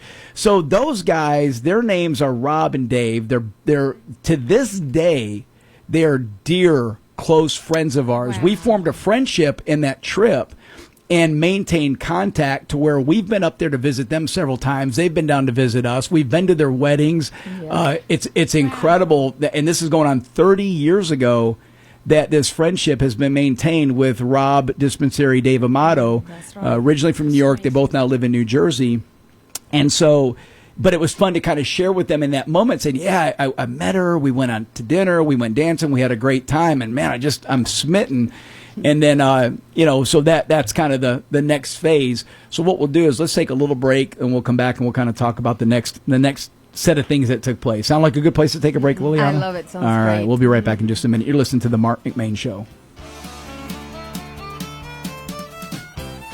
Looking for that perfect piece of jewelry designed just for you? At P&A Jewelers, family owned since 1976, we've been helping our customers shine for nearly 50 years. Now proudly run by second-generation brother and sister team, we specialize in custom jewelry design, expert repair work, and fine jewelry for every occasion. Visit P&A Jewelers, where family tradition sparkles. Located in Loganville beside Quick Trip, or online at shoppajewelers.com. Follow us on Facebook to see what's new. Hey, this is attorney Bart Bitton with Bitton & Bitton. I live and work right here in Monroe, Georgia, and I am proud to serve this area. If you've been hurt in a car accident, you don't need some out-of-town lawyer that treats you like a number. You deserve a local lawyer you can trust, someone who lives here, works here, and takes care of people. So remember this, if you're ever in a car accident, be smart, call Bart. Bitton & Bitton, local lawyers you can trust. $18,000 off MSRP on 2025 Ford F-150 Lariat Crew Cab pickups through February 28. It's the kind of deal that made Aikens Ford in Winder America's #1 retail volume Ford dealer last year. Hi, this is Brad Aikens. We have 30 of these to choose from, but when they're gone, they're gone. Stock number 01198, MSRP $79,820, excludes 501A package with approved financing through Ford Credit and your 1995 or newer trade. Dealer retains factory rebates plus government fees. See dealer for details. Claim based on Ford's 2025 retail sales report. Visit us today at AikinsFord.com. And welcome back. Marc McMain visiting with my wife Liliana, reliving our experience of when we met each other on the beach just in time for Valentine's Day. So it's a great first date story.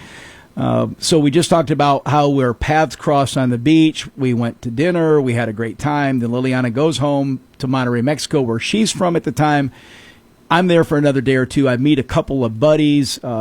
Turns out to be lifelong friends. My buddies Dave, Amato, Rob Dispensary, who actually witnessed us meet each other on the beach, which is kind of cool. So what happens then is I return home to Atlanta, and the first thing I did is I called Liliana. Now, back then, good Lord, long-distance phone calls were 75 cents a minute. And I remember calling Liliana and saying, hey, look, I would love to buy you a plane ticket and fly you to Atlanta and, spend a weekend. And you're like, there's no way that's ever going to happen. My dad ain't going to allow that. That's right. Real conservative family. Absolutely. Yeah. So then you said, you can come here. Yeah, come here. Yeah. So I buy a plane ticket to Monterrey, Mexico. And back then you had to fly through Mexico City to get to Monterrey. So I buy this plane ticket. I have no clue what I'm doing, right? Because I just met her and we spent one dinner together, a couple of dances, and that's it. And I'll never forget, I'm flying now from Mexico City to Monterrey in that second leg. And I'm sitting next to a guy in the airplane named Marco. He was a Mexican, and I'm telling him the story, and I'm nervous because now it's hit me. It's like I have no clue what I'm getting into. I mean, her father could be part of the cartel. She could live in a grass hut. I have no clue what I'm walking into. Yep. And it didn't matter. I just getting nervous. And I'll never forget this guy, Marco, who I'm sharing the story with on the airplane. He looks at me and he says, don't worry, relax. He says, just remember this. When you go to if you want to marry her, you have to ask for her father's hand in marriage. And I thought that was kind of an unusual thing to say, but I'm like, okay, I don't know if we're there yet, but that sounds great. Would love for it to get there. I land in Monterrey, Mexico, get off the airplane, walk into the airport, and Liliana is waiting there with her sister, and immediately all those emotions that I had felt on the beach, that I felt at dinner, felt at dancing, just came rushing back. Yeah, I kind of felt the same way. I was excited for you to come and visit and to see you again. But then as the day was approaching, I was like, oh no, what am I doing? Why am I meeting this guy? Why did I ask him to come? I was so nervous. I didn't know what to expect either. And as soon as Mark walked and I saw him and he had some flowers with him, just all that worry went away. And I just felt so good about seeing him. So I was just so happy you went there. Yeah, so what we ended up doing is we spent the next few days. So I stayed in the hotel, the Holiday Inn Express right there in Monterey, and I would go back and forth and visit with the family. And it was neat because I remember the very first time I came to your house. So I'm staying at the hotel, but you invited me over that night for dinner. So I come to your house, and it's your mom, your dad, all 5 of your sisters are there because 2 of your sisters are married at this point, and the brother-in-laws are there. And I remember kind of feeling like the brand new puppy dog because all eyes are on me. All the eyes were on you. And again, my Spanish is still really messy. One of my brother-in-laws spoke a little bit of English, so he was helping me out. My brother-in-law, No, who's married to your sister, Diana. And I got to say, all of Liliana's sisters are beautiful, all 5 of them, and I feel like they're my sisters now. But it was kind of neat where I'm interacting and having conversations.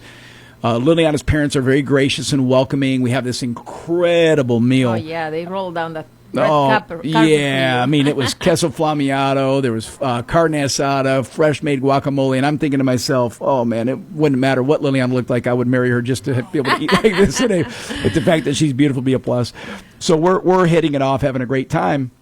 And we spend the next couple of days doing first date stuff. I think we went to the movies, maybe went out to eat a couple times.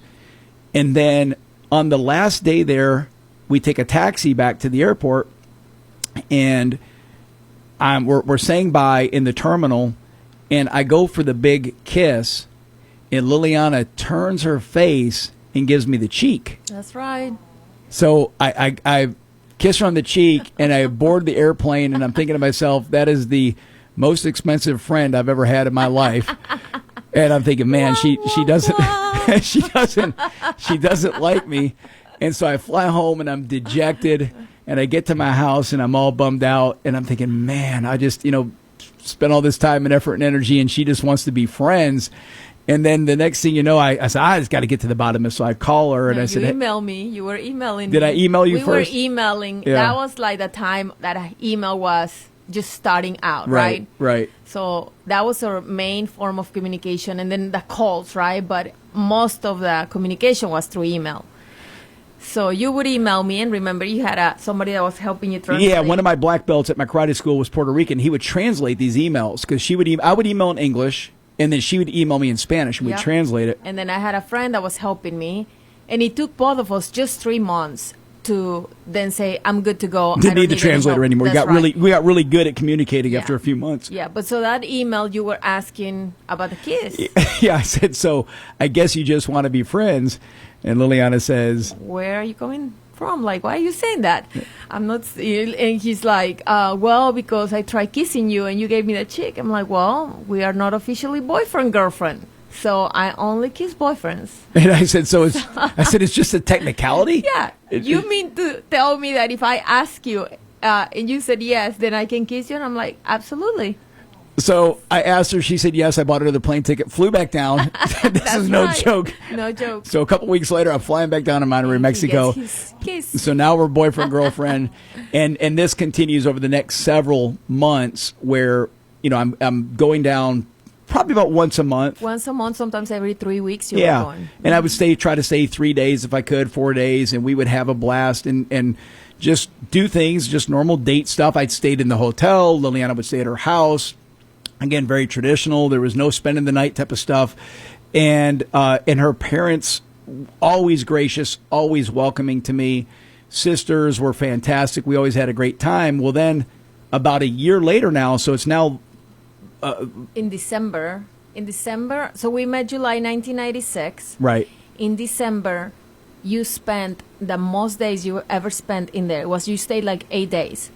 And then when you came back to Atlanta, you said, hey, I'm ready. I want to get married. And I said, before, when you went there. And I said, no, I have to finish my career, blah, blah, blah. But after you spent those 8 days in there, and when you left, I was devastated. I'm like, I can't do this anymore.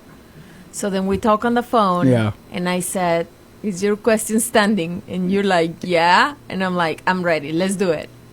But then you said, but my dad is not going to let me. My dad's not on board. Yeah. And you said, we're going to have to elope. And I'm like, there's no way. We're not elope. We're doing this right. And so she said, hey, but my father does not want me marrying somebody from a different country. He doesn't feel comfortable with that. He likes you, but he doesn't approve of what's going on. Yeah. And you were crying. You were devastated. Oh, yeah. And so you're like, we're going to have to elope. We're going to have to take it down. I said, no. I said, let's do this. I said, let me fly my parents down. And I'll bring my mom and dad and introduce them to your mom and dad so that they can kind of see where I come from. So we did that. I guess that was around New Year. And I fly my parents in, and I remember the first night we're all at your mom and dad's house. Beautiful house. And your mom prepared an incredible meal again. And we're socializing. And we're up until like 2 or 3 in the morning having a great time. Everybody's there. It's a party environment.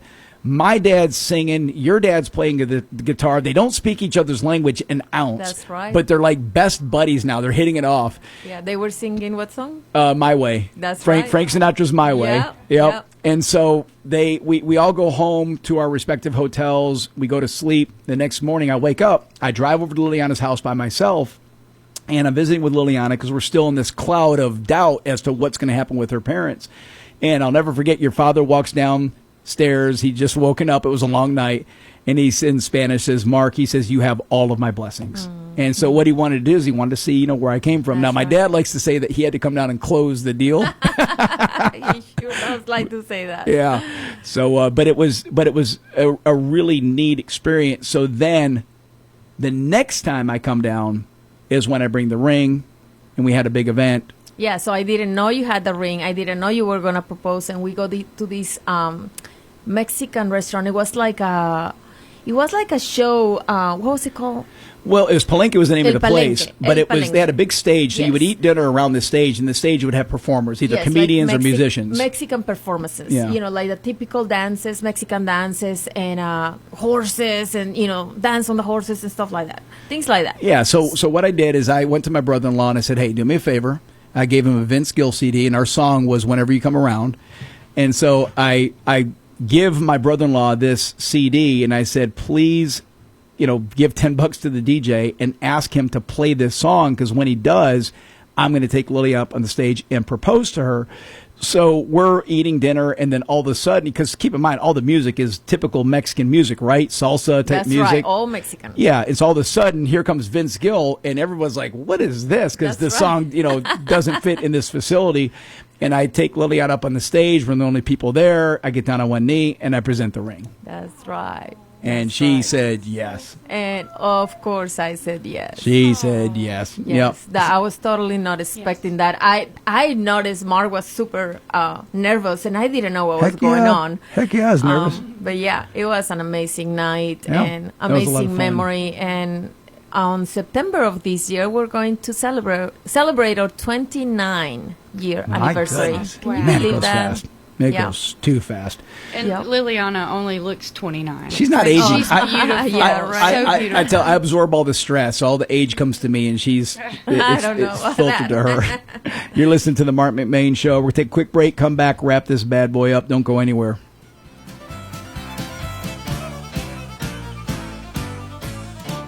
Big news, Georgia drivers. DJ's Collision is on the move and is proud to announce their brand new home in Madison. After many years of service in Social Circle, the same team you know and trust is back with a fresh new look and location to serve you best. From flawless paint jobs to complete bodywork, DJ's Collision is where your car gets a second chance to shine. Check out their brand new location in Madison at 1231 Woodcraft Road. That's DJ's Collision. Give them a call at 770-760-8214. Double D Plumbing is a local, owned, licensed, and insured plumbing company in Loganville. You can reach Double D Plumbing at 770-466-8370. They have the ability to take on any plumbing job regardless of size or difficulty, with experience in all phases of plumbing, including commercial and residential, tankless heaters, sewer cameras, and drain cleaning. Call Craig Shepard at 770-466-8370 or visit them on the web at ddplumbinggeorgia.com. You're going to like the way they flow.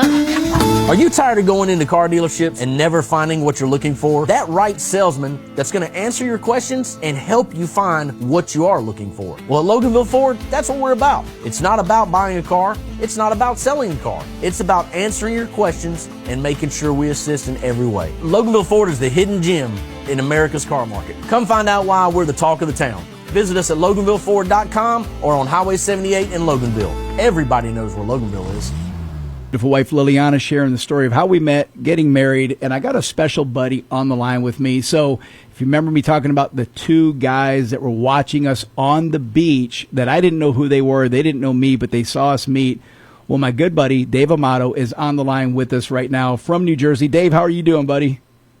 Hey, Mark, how you doing? This is Dave. Oh, it's great to talk to you. So you got to listen a little bit. I know you've heard this story probably a million times ad nauseum, but we wanted to pull you on because we wanted to get your perspective. I don't know if we ever talked about this. Right. Hey, Dave. Yeah. Hey, Liliana, how are you? First of all, I'd like to start off by saying that Liliana's stuck in the time capsule. As we get older, she stays exactly the same. I know.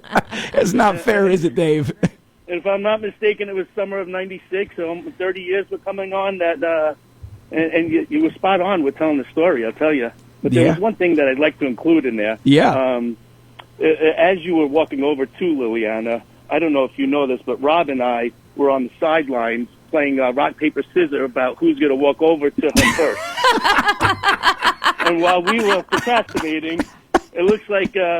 this guy that looks like he belongs in Beverly Hills 90210 walked over to her and completely stole the show. Oh, that's amazing. So I just missed it by a couple of seconds. Oh, my Lord. I can tell you guys were good-looking guys, and I'm like, man, this is a competition right here, so I better do a 180 and turn around. But it's Survival of the fittest. Oh, my Lord. It's so funny to think about because you guys kind of got to see the interaction, and then, we disappear, and then the next day we bump into you at the pool, but... It's, sometimes God has his hands in things, right? Oh, we make plans and God laughs. I'll tell you, it's great. He He directed the show. Excellent. You guys have a beautiful family today. There you go. Congratulations on 29 years married. I know you guys came to my wedding in 1999. Good Lord. Yeah, so that it's been a 99. while. Yeah, that was a long time ago. And then Dad came to visit. So, you know, and this is a time of no social media. I think, if I'm not mistaken, MySpace was around. But, you know, Jeff Foxworthy days, Hank Williams Jr., it was all fun times. Oh, it was, because, you know, we hit it off. We became friends. We'd come up and visit you guys. I remember when we took our honeymoon tour, we stopped in New York and spent a couple of days with you and Rob, who's, you know, our buddy that you were with on the beach on the day. But then, like you said, you get married, invite us up. We come to your wedding, which was just an incredible experience, and we got to meet your family. It was just fantastic. The whole being able to, the way you guys invited us into your family and friends in New York was special to us. Absolutely. I always felt like you were part of our family. Thank you. Thank you to both of you. You guys are part of our family for sure. I mean, you have these wonderful boys, and Rob and I have some children now, and it's amazing that, you know, the events that happen. You know, there's one thing I do remember, Mark. If I'm not mistaken, did we take a trip to the top of the World Trade Center? Yes, we did. We did. I had my video camera. 9/11? Yes. Just, Dave, just maybe a year before. So think about this, because you were then, I believe you were married, so it would have been about a year or two before the World Trade Center attack. On the roof. Yep. Wow, I forgot about that. I still have that video. Chilling. Just chilling. No, it goes fast, my friend. To think that you and I have been friends for 30 years, and I greatly appreciate you, calling in and sharing with this, because it's neat to think that there was other people that kind of witnessed, to be sure I'm not fudging anything. It is as I described it, right? No, everything was spot on, like I said, and Rob and I were playing rock, paper, scissors about who's going to walk over to her. And of course, the gringo from Georgia ended up walking over with the blonde hair and the blue eyes. You know, I would call it a 4-pack. We were a little thinner, but, you know, a lot thinner than we are now. But you look great, and both of you are doing excellent, raising your children, and, you know, I commend you for doing good. Well, I love you, Dave, and I appreciate you, and please give a big hug to your beautiful family and all your kids. Tell them we said hi, and we look forward to seeing you guys soon. We want to come up there and have pizza with you soon. Yes, or come see definitely. us anytime. Okay, Liliana, have a great day. Thanks for having me on. Absolutely. That's my buddy Dave Amato. He got to see us in action, Liliana. I love it. Yeah, that's too much fun. But think about the friendship that formed to that. I love it. And the opportunities that we've had to go visit them, or like you said, come down here. Just too much fun. Yeah. And so, with the few remaining minutes, I think we'll just kind of talk about a couple things that took place. I know what stood out to me. So after we then go through the process of getting engaged, and we're kind of still in that boyfriend-girlfriend stage because we're only seeing each other once a month, we decided to get married the following September. So we've known each other at this point a year and 3 months, year and 3 months, but we really don't know each other. Right. Because we've only spent a handful of moments together. That's right. Right. And so I'll never forget the moment in the airport when we are on our way to the honeymoon, because we had a beautiful wedding in Mexico. Yeah. Beautiful wedding. It was amazing. It was amazing. So then we next day get up, we get on the airplane, we're in the airport, and obviously a lot of tears on your parents' side, because the way we had to get a special visa that allowed you to come to the United States, that would then allow you to apply for a green card, that would then allow you to apply for citizenship, right? So we followed the rules of how you... Fiancé visa. Yeah, the fiancé's visa is what we had to get. And so part of that contingency was that you were not going to be allowed to come home for, I think, a year. Yeah, I mean, they basically said, to be decided. I mean, we don't know when you're going to be able to go home. We'll let you know. Yeah. And being that, we are super conservative family, and we were always so close. You know, all the sisters live in my family's house. I mean, with my mom and dad. So it's not. And like, even when the ones that got married, they lived right in the same neighborhood. Everyone's very close. Yes. Yeah. So saying goodbye to my family was one of the hardest things I have ever done. Not knowing when I was going to be able to see him again. My sisters are, the best, and we are super close, so it was really It was difficult. a tough moment. Yeah. Yeah, And, because you're not knowing if you're going to be able to come back. And I think they told us a year, but we knew it was going to be some time before we could return to Mexico. It was tough, yeah. So we have a fantastic honeymoon in Hawaii, return to Atlanta, and then we kind of begin our life. And we buy a house, we start working. I sold my martial arts studio, and I went back to work for corporate America. You right away went out. My good friend Josh Hart and his dad, Oko, gave you a job. You could barely speak English. That's right. But they gave you a great job. That was a right out of the great gates. job. Yeah. I got this job not knowing what to expect, and I just wanted to get out there and start working. And because you I were was- blown away as to what you could earn. Yeah, because coming from Mexico, I didn't know what I can earn, right? And I remember you saying, you'll be lucky if you get $5-6 an hour. Right. And I'm like, I'll be happy with $5 or $6 an hour. So I go to the interview, and I'm talking to Josh and this lady named Linda. And they offered me right from the get-go $11 an hour. And I played it really cool, I have to say. I was like, let me think about it. Got you a raise before you even began. That's right. I'm like, okay, I think I can work with that. So, Mark, I don't know if you remember, you were waiting for me on the parking lot on your truck, and I come out, and at this time we're broke, right? So every penny counted. And I come out, and I get in the car, and I said, I have the job, and I'm going to be making $11 an hour. And you're like, what? We're rolling in it. That's right. Steak for dinner.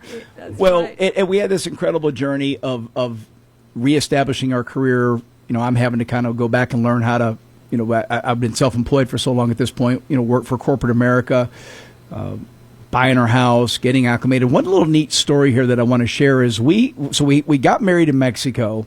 Big ceremony, but then we come back here. We have to get married by the Justice of the Peace to legally be married in the United States. And so we had the honor of former Chief Magistrate Judge, the late Dan F. Pierce, married us right in downtown Monroe at the courthouse. And if I remember correctly, it was it was a formality, right? Just part of a box we had to check to be sure that we complied with the fiance's visa. So we go to do this, and we bring minimal stuff. We're not even dressed for the occasion, you know, probably just in jeans and a T-shirt. Yeah. And we go up there, and I remember Judge Pierce was by himself, and he says, hey, I don't remember exactly what it was, but I think he had been kind of doing some associate pastor stuff. And he says, do you mind if I do kind of a mini formal religious ceremony? And he breaks out a Bible. We're thrilled. Yeah. And I'm telling Liliana, this is really unusual, but this is great. Yeah. So it wasn't just a Justice of the Peace wedding. He actually does a little mini religious ceremony, and it was just special, really cool. And I don't have anything to commemorate that. There was no pictures, nothing. no videos. Yeah, just the memory, which is enough. That was 11/6/1997. So I found the record of that online of when it took place. So I didn't even know that date. No, I did not. Yeah. Okay. So that's the legal date that we were married in the United States, 11/6. So anytime I'm late and miss our anniversary, this is my backup. Okay, that's your backup. That's my Sounds backup good. to go that. But I mean, if you think about how everything lined up, I have always said God had his hand on everything that happened. There were so many, I mean, right now we gave you kind of like the general story, but there were so many little things that happened throughout that if something didn't happen, we would have never met. And I know that it has been a blessing. We have 2 boys now, Marcos and Matthew. Matthew is actually on his way to visit his girlfriend. He's driving 12 hours to Austin, He's Texas. smitten. Wow. He's smitten. Yeah, from Pensacola, Florida. And, you know, when you know, you know. And Matthew knows he loves this girl and he's going to marry her. Yep. And you do everything in your power to make it happen. And we knew because God put that in our hearts, and he put me here, and I'm super blessed, and I'm super happy with the relationship that you and I have. Yeah. And it's quite a journey. So beautiful. And God had his hand in every way. And it doesn't mean we haven't had our bumps in the roads. Every family, every couple's had it. Nothing's perfect. Yep, you're always going to have to work through things, but it has been an absolute blessing. And our businesses that we have, everything that we've done, that we've accomplished together, you've been my partner side by side, not just in marriage, but in everything that we do. And I love you, and happy Valentine's Day. I love you, and you're my best friend, too, so I love you, babes. You're my best friend. Does that mean we're going fishing tonight or going to the hockey game tomorrow? Tennis, maybe? All right. Well, appreciate everybody participating with us today. A lot of fun for us. Hopefully the guys didn't tune out. Hopefully the girls enjoyed this little mushy story. Chastity, wasn't so bad, was it? It's so cute. I actually got a message from Miss Mary Kate. So she loves y'all's story. Aww. So yes, it is Mary. so sweet. Well, Mary Kate, that's so sweet. That was very sweet. Happy Valentine's Day yes, to everyone. Absolutely. Well, no, go ahead, Chastity. Well, sorry for your show Monday. Yep. Sorry, I was a step ahead of you. Go ahead. Yeah, you're perfect. Tanner Laws. He is one of a local artists here. And then we have the executive director of the Habitat for Humanity. Cool. Yep. Eric Miller. And then we've got Pastor Davis and Pastor Jeremy from the Greater Life. Maybe we change the bumper music to not be Devil's. No. Absolutely. We'll find something new. We'll find something. We'll find a Larry Norman song. And then we got a song queued up for y'all, too. Oh, This is our song. And just really quick, say hi to my friends from Mexico that are listening, and to Matthew. Be careful driving, son. All right. That's awesome. Folks, we appreciate y'all. Until Monday, stay safe. This is our song that we fell in love to. Enjoy this. Happy Valentine's Day.